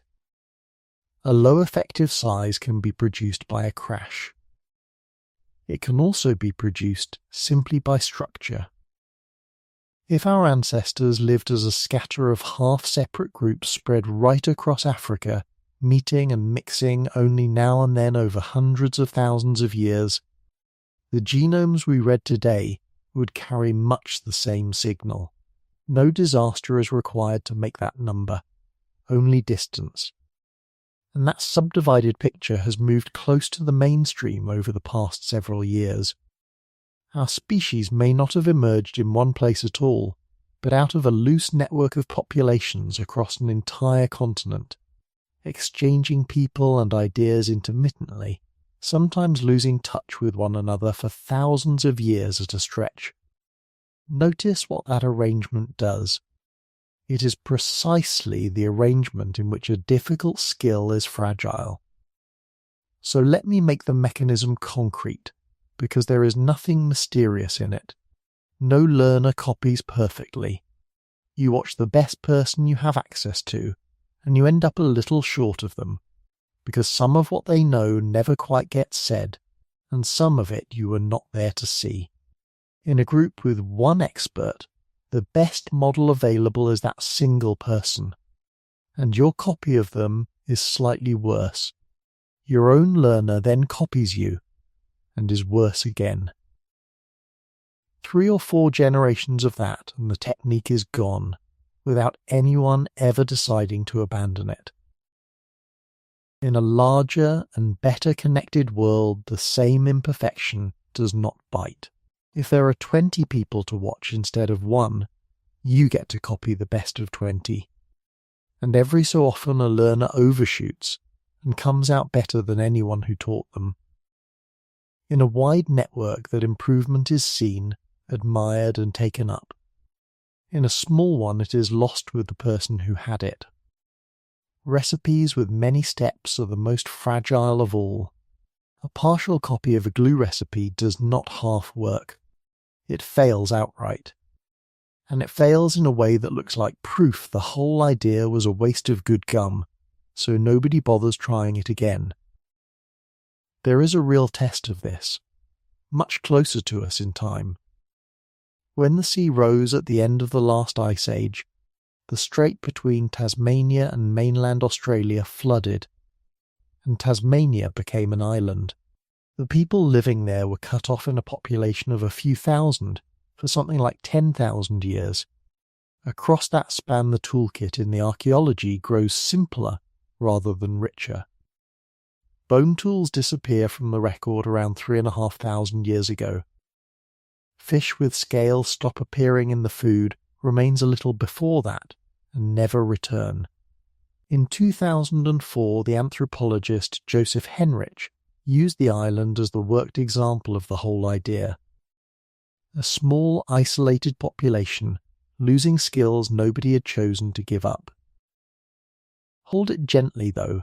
Other researchers have argued that those changes were choices, or reasonable responses to a shifting environment and better alternatives, rather than losses at all. Tasmania is suggestive, it is not proof, and it is argued over. Then, in 2009, 3 researchers in London put the idea onto a proper footing. A modeller, an archaeologist, and a geneticist working together. They built a simple world of subpopulations, each with a density of people and a rate of contact with its neighbours, and let skills pass down the generations imperfectly. Exactly as they really do. Then they turned the dials. What comes out is a threshold, Below a certain density of interacting people, complex skills appear and vanish. Appear and vanish, and nothing accumulates. That is the coastline you have been standing on for the last hour. Above the threshold, the very same imperfect learners begin to hold what they are handed, and traditions start to compound. They then asked where and when their model predicted that threshold would first be crossed, and set it beside where fully modern behaviour actually shows up in the archaeology. The fit was reasonable, and it required no change to the brain at any point. Now I want to be straight with you, because this is the place where it would be easy to oversell. That is a leading hypothesis. It is not a settled fact. In 2016, a group of researchers went carefully back through these demographic models and argued that the results lean heavily on assumptions built into them, and that other reasonable assumptions dissolve the effect. Work comparing living hunting and gathering societies has found that the complexity of a toolkit tracks the risk of a season going badly wrong rather more closely than it tracks how many neighbours you have. And there is an older and deeper objection, pressed hard at the turn of this century, which says there was never a sudden switch to explain in the first place. On that, reading the ingredients accumulates slowly and patchily right through the African Middle Stone Age, and the revolution is partly an artifact of where we have chosen to dig. All three of those are live. Anyone who tells you the matter is closed is telling you a story. But the demographic idea has one quality the alternatives lack. It explains the flickers. It predicts, without ever being asked to, exactly the pattern you and I have spent tonight looking at. Real inventions, arriving early, appearing in more than one place, held for a few thousand years, and then quietly lost. Not failure. Arithmetic, which brings us back one more time to the heart of it. The 100,000 years that look, from a long way off, like waiting, were very probably not waiting at all. They may have been a world too thinly spread to keep what it kept on inventing. Which leaves the last question of the night, and it is the best one we have. Because eventually it stops happening. Somewhere after 70,000 years ago, and unmistakably by 50, the flickers stop going out. Beads become ordinary. Bone is worked into needles fine enough that you could thread one. Stone travels hundreds of kilometres from where it was quarried, and it keeps on travelling. The record thickens and then never thins again. So something changed, and it was not the skull. Something changed about how many people were alive at the same time, and how far apart they were, and how often a stranger came over the ridge carrying an idea that nobody in your valley had thought of yet. That is where we are going next. So we come to the part of the night where we have to try to answer it. Not the easy version of the question, the hard one, the one the evidence has been pushing you towards all night. Why did the light keep going out, and what finally kept it burning? There are 5 serious answers on the table, and none of them is a guess. 5 positions, each held by careful people who have given their working lives to this, and each one able to explain something the others cannot. I want to lay them out in front of you honestly, side by side, and I want to tell you now, before we start, that none of them wins. Begin with the boldest one, which says that something changed inside the head. The archaeologist Richard Klein argued this for years, and argued it well. Somewhere around 50,000 years ago, he suggested a mutation altered the way the brain was organised, not its size, its wiring. And with that change came fully modern language, and everything a mind can do once it has language. On this reading, the long delay is exactly what it appears to be. the people you have spent tonight with were not quite finished. It is a clean story, and that is both its appeal and its problem.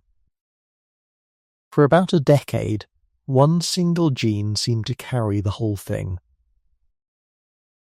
In the 1990s, geneticists in London were studying one family across 3 generations. An ordinary family, of the kind you would pass on any street in that city. Roughly half its members had a severe inherited difficulty with speech. They struggled to make the fast, fine sequences of movement that speaking requires, and with certain kinds of grammar as well. The cause was tracked down at the turn of the century to a single change in a single gene on chromosome 7, a gene called FOX2. Then came the part that reached the newspapers. The human form of that gene differs from the chimpanzee form by 2 small changes in the protein it builds. A team reported that those 2 changes looked recent. They appeared to have swept through our species within the last 200,000 years, and perhaps a good deal more recently than that. The timing was almost too neat, and here apparently was the switch you have been waiting all night to find. People began calling it the language gene. It was never that. The story came apart in 3 separate directions. The first blow arrived a few years later out of a cave in northern Spain. DNA recovered from Neanderthal bone carried the same 2 changes. If Neanderthals had them too, then they were not ours alone, and they were not recent. They belong to an ancestor you share with them, 500,000 years back or more. The second blow came later still. With far more genomes to work from, and a much wider sample of living people around the world, researchers went back to that signal of a recent sweep. It did not hold up. The original pattern appears to have come, at least in part, from which populations had happened to be sequenced first. That is not a scandal. It is how the field corrects itself, quietly. In the years after the headline has gone, long after you stopped hearing about it. The third objection is simply what the gene actually does. It is a switch that throws other switches, regulating hundreds of genes downstream of it, and it is active in the lungs and the gut and the heart, not only in the brain. Songbirds have their own version. They need it in order to learn their songs. It is a gene about learning sequences of movement. Speech is one thing built on top of that. It is not the only one. There is a 4th thread still unresolved. Another team argued that the meaningful human change is not in the protein at all, but in a small regulatory stretch inside the gene in when and where it gets switched on. That claim is also debated. Hold on to what has just happened here. The single best example of a late genetic switch turned out to be older, broader and blurrier than it was first reported to be. That does not kill the idea of a late change in the brain. It removes the strongest evidence anyone had for it. And a gentler version of the same idea is holding up rather better. Brain size reached the modern range early. The skulls from that Moroccan hillside already have it. Brain shape did not.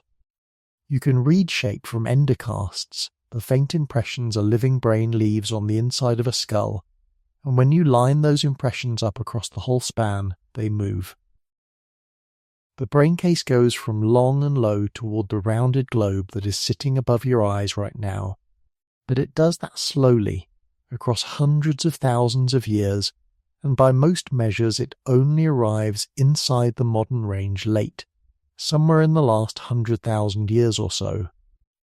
If that is your switch, it is a slow switch. Very slow. It looks far less like a moment than like a long turning. The second answer needs no new brain at all. Call it the ratchet. Whatever one generation works out, the next can hold on to, and then push one notch further along. That is the entire trick, and it is much rarer in nature than it sounds. Plenty of animals invent things, and almost none of them keep them. Chimpanzees crack nuts with stones, and different groups do it differently, and the young learn by watching their mothers. But the technique does not compound. Each generation arrives roughly where the last one stood. We ratchet. We copy faithfully enough to keep the thing, then improve it, and the improvement becomes the new flaw that nobody has to earn again. It is the reason you have never had to invent a wheel, or a word, or a way of making fire in the rain. A ratchet has one strange property, and it is the property that matters tonight. It is almost invisible at the beginning. For a very long time it produces nothing you would ever notice in a layer of soil. Then it produces a pigment recipe with 4 ingredients and a fixed order stored in a shell. Then shell beads and bone points work down to a fine tip. The curve had been rising the whole time. It simply crossed into visibility late. The third answer says the ratchet was there all along and kept slipping. We have already spent hours inside this one, so I will simply set it back on the table beside the others. Skills live in people. Enough people, meeting often enough, and a difficult recipe survives the century. Too few, too scattered, and it goes with the last 3 who knew it, whatever anyone's brain was capable of. No new gene required. It hands you the missing years without a single change in anyone's mind. But now that it is standing next to its rivals, you can see the hole in it. Thinness explains why a skill is lost. It does not explain why the losing ever stopped, because there were terrible centuries afterwards too. When the ice reached its greatest extent, whole regions of Europe were abandoned, and people fell back into a handful of warmer pockets. Numbers dropped hard, and the record thickens anyway. Whatever finally made the ratchet hold, it held through worse than the conditions that had been breaking it before. The fourth answer is the weather. Across these hundreds of thousands of years, the world kept changing its shape. Ice grew and let go. The Sahara turned green and turned back, and it was real grassland with real lakes and rivers in it before it went to sand again, and Arabia did the same. Inside Africa, forest and desert swelled and shrank, and the habitable pieces joined and separated like water running on glass. That does something to people. Groups meet, trade, marry, and grow dense. Then the corridor closes, and the world goes quiet around them for 3,000 years, and whatever they knew has to survive on its own. If you had been born into one of those pockets, your entire world would have been the few hundred faces inside it. And this may be exactly what those flickering layers are showing you. Something beautiful appears and holds for a few thousand years and stops. Later, something else appears and holds and stops. It is not a staircase. It is more like a light in wind. The fifth answer is the one that turns around and looks at us. 2 archaeologists, Sally McBratty and Alison Brooks, published a paper arguing that the revolution never happened at all. Their case was largely about where we had been digging. The European record is dense, well preserved, and was excavated first, and in Europe the modern traits do arrive close together. In Africa they arrive one at a time, scattered across an enormous span of time and an enormous amount of ground. Pigment in one place. Stone carried far from its source in another.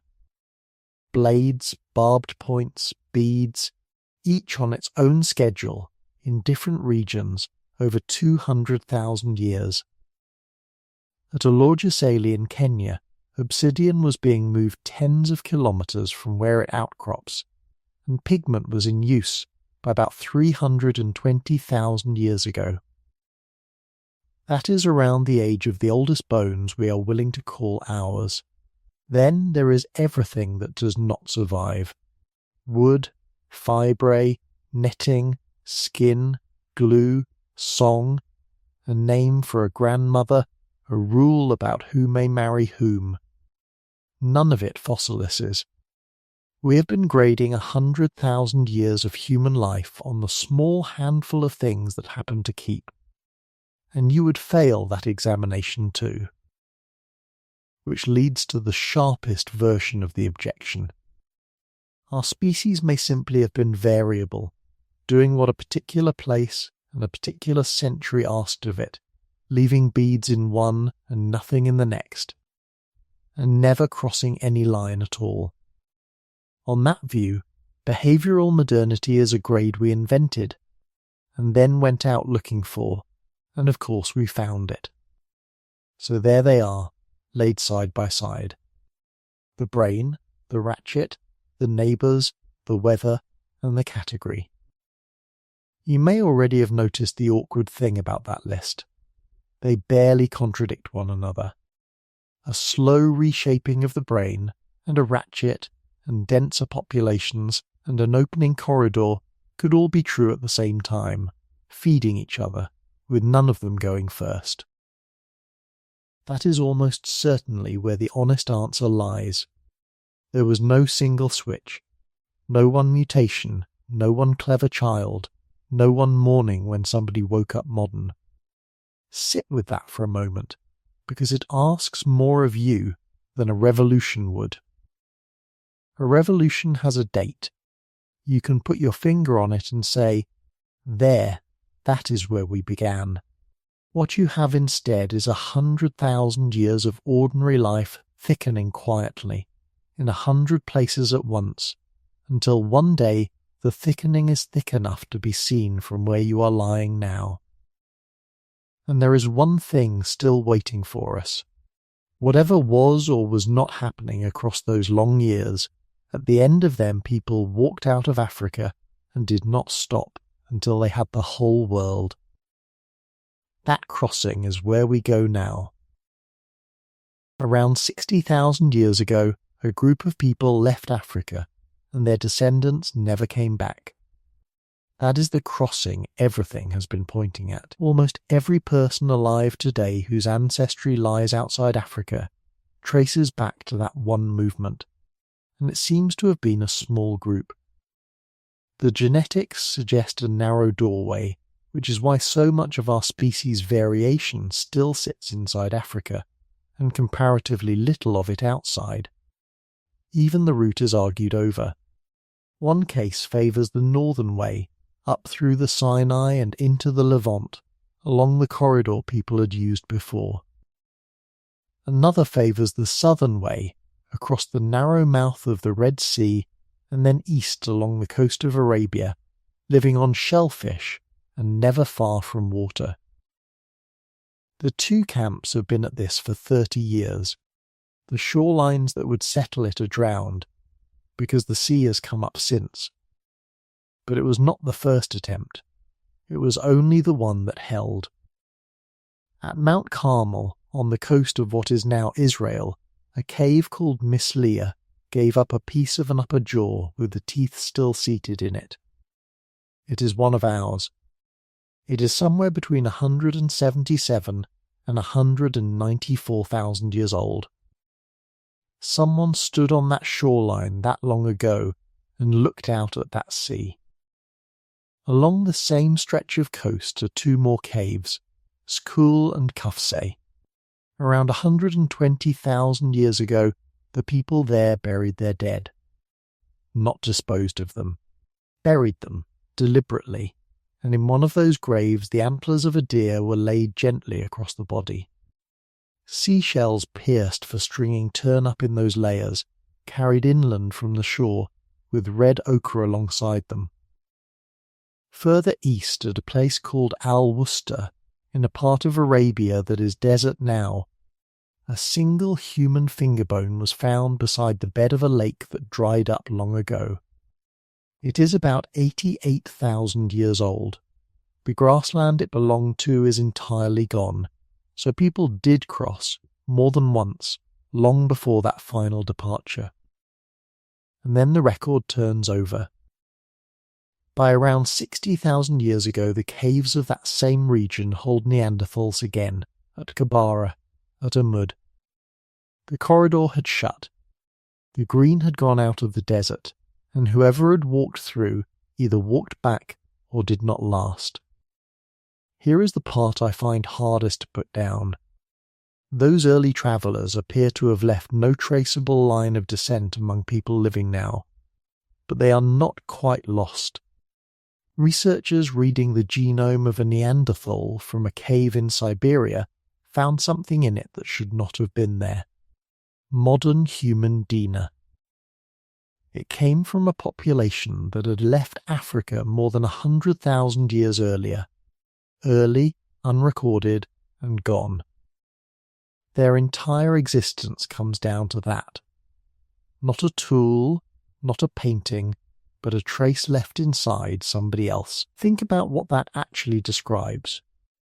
A meeting took place somewhere in Western Asia more than 1,000 centuries ago. Both sides of it are dead and neither left a name. The evidence of it travelled east inside living bodies for tens of thousands of years and came to rest in a cold, quiet cave in Siberia, where a splinter of bone lay waiting to be read. Then, around 60,000 years ago, the door opened again.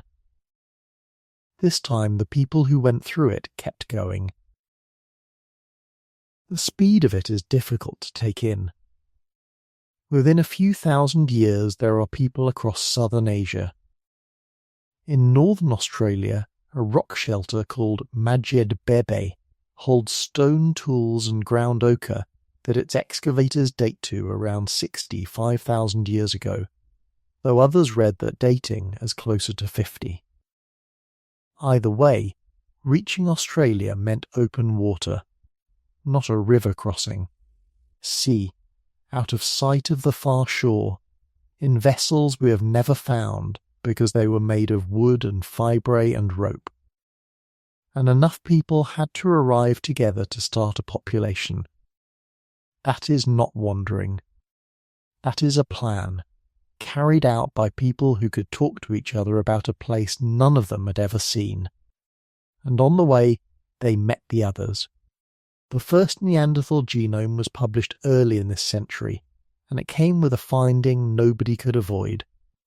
If your ancestors lived outside Africa, then roughly 1.5 to 2% of your DNA is Neanderthal.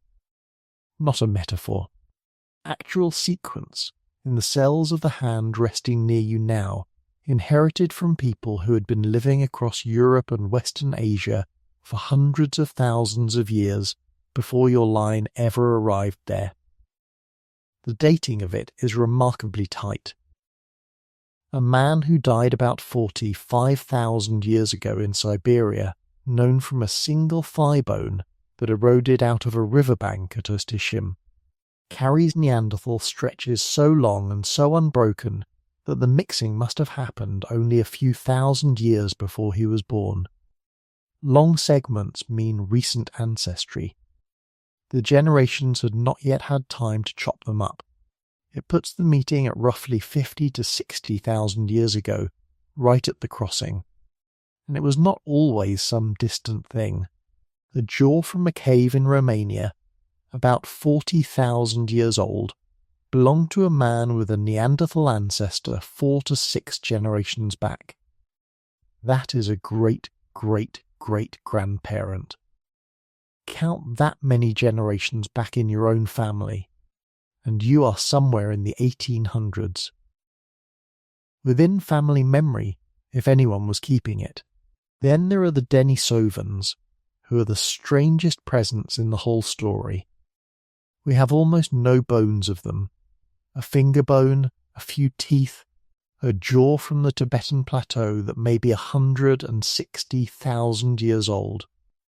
We know them mainly from their genome, read out of that finger, and from the DNA they left in people alive today, which is found in the greatest amounts in Oceania. They are a population we identified from their own genetic code before we ever had a face to attach to them.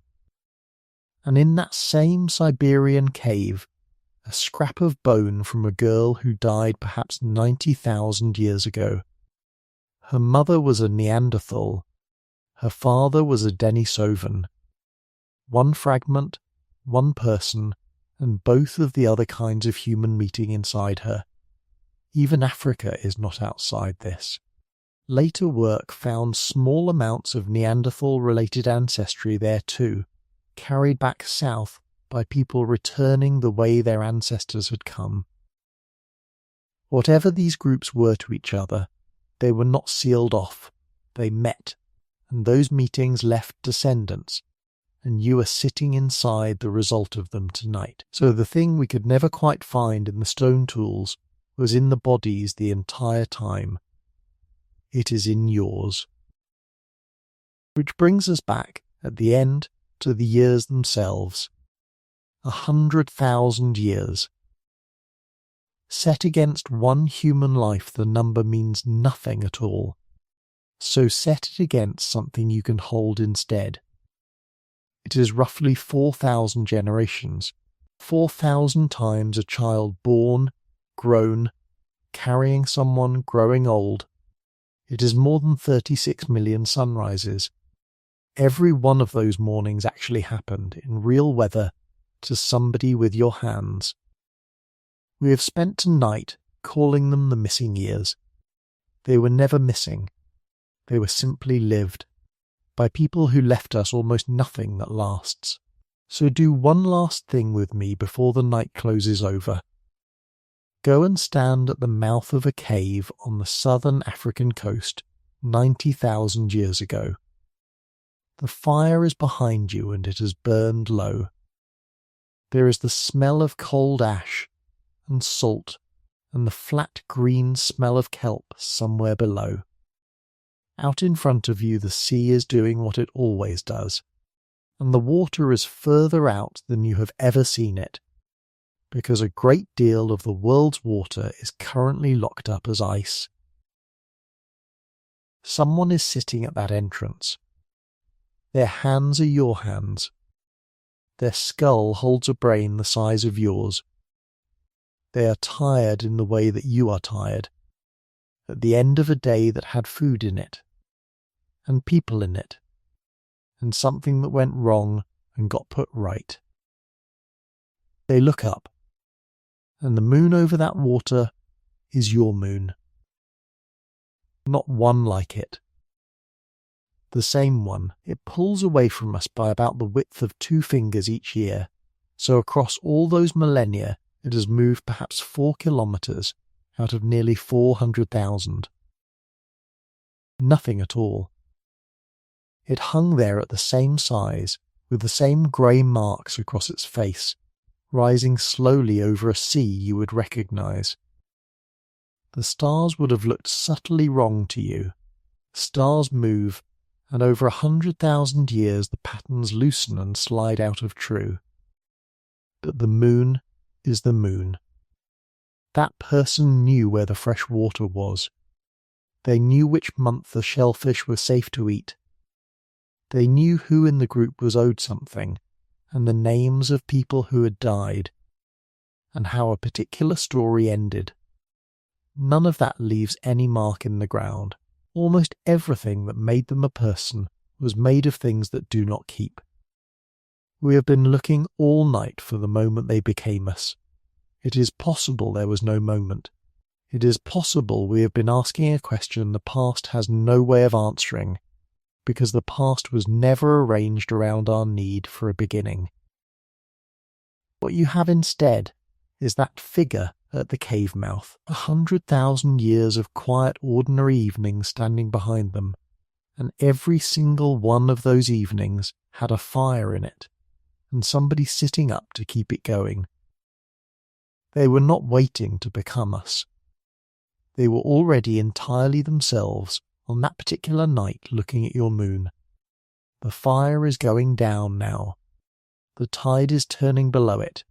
That person is still sitting there with their arms around their knees, looking out at the water, and you will never know what they were thinking. But they were thinking something. That much you can be certain of. And the moon they were watching is the one outside your window tonight. It is the same moon. It always was.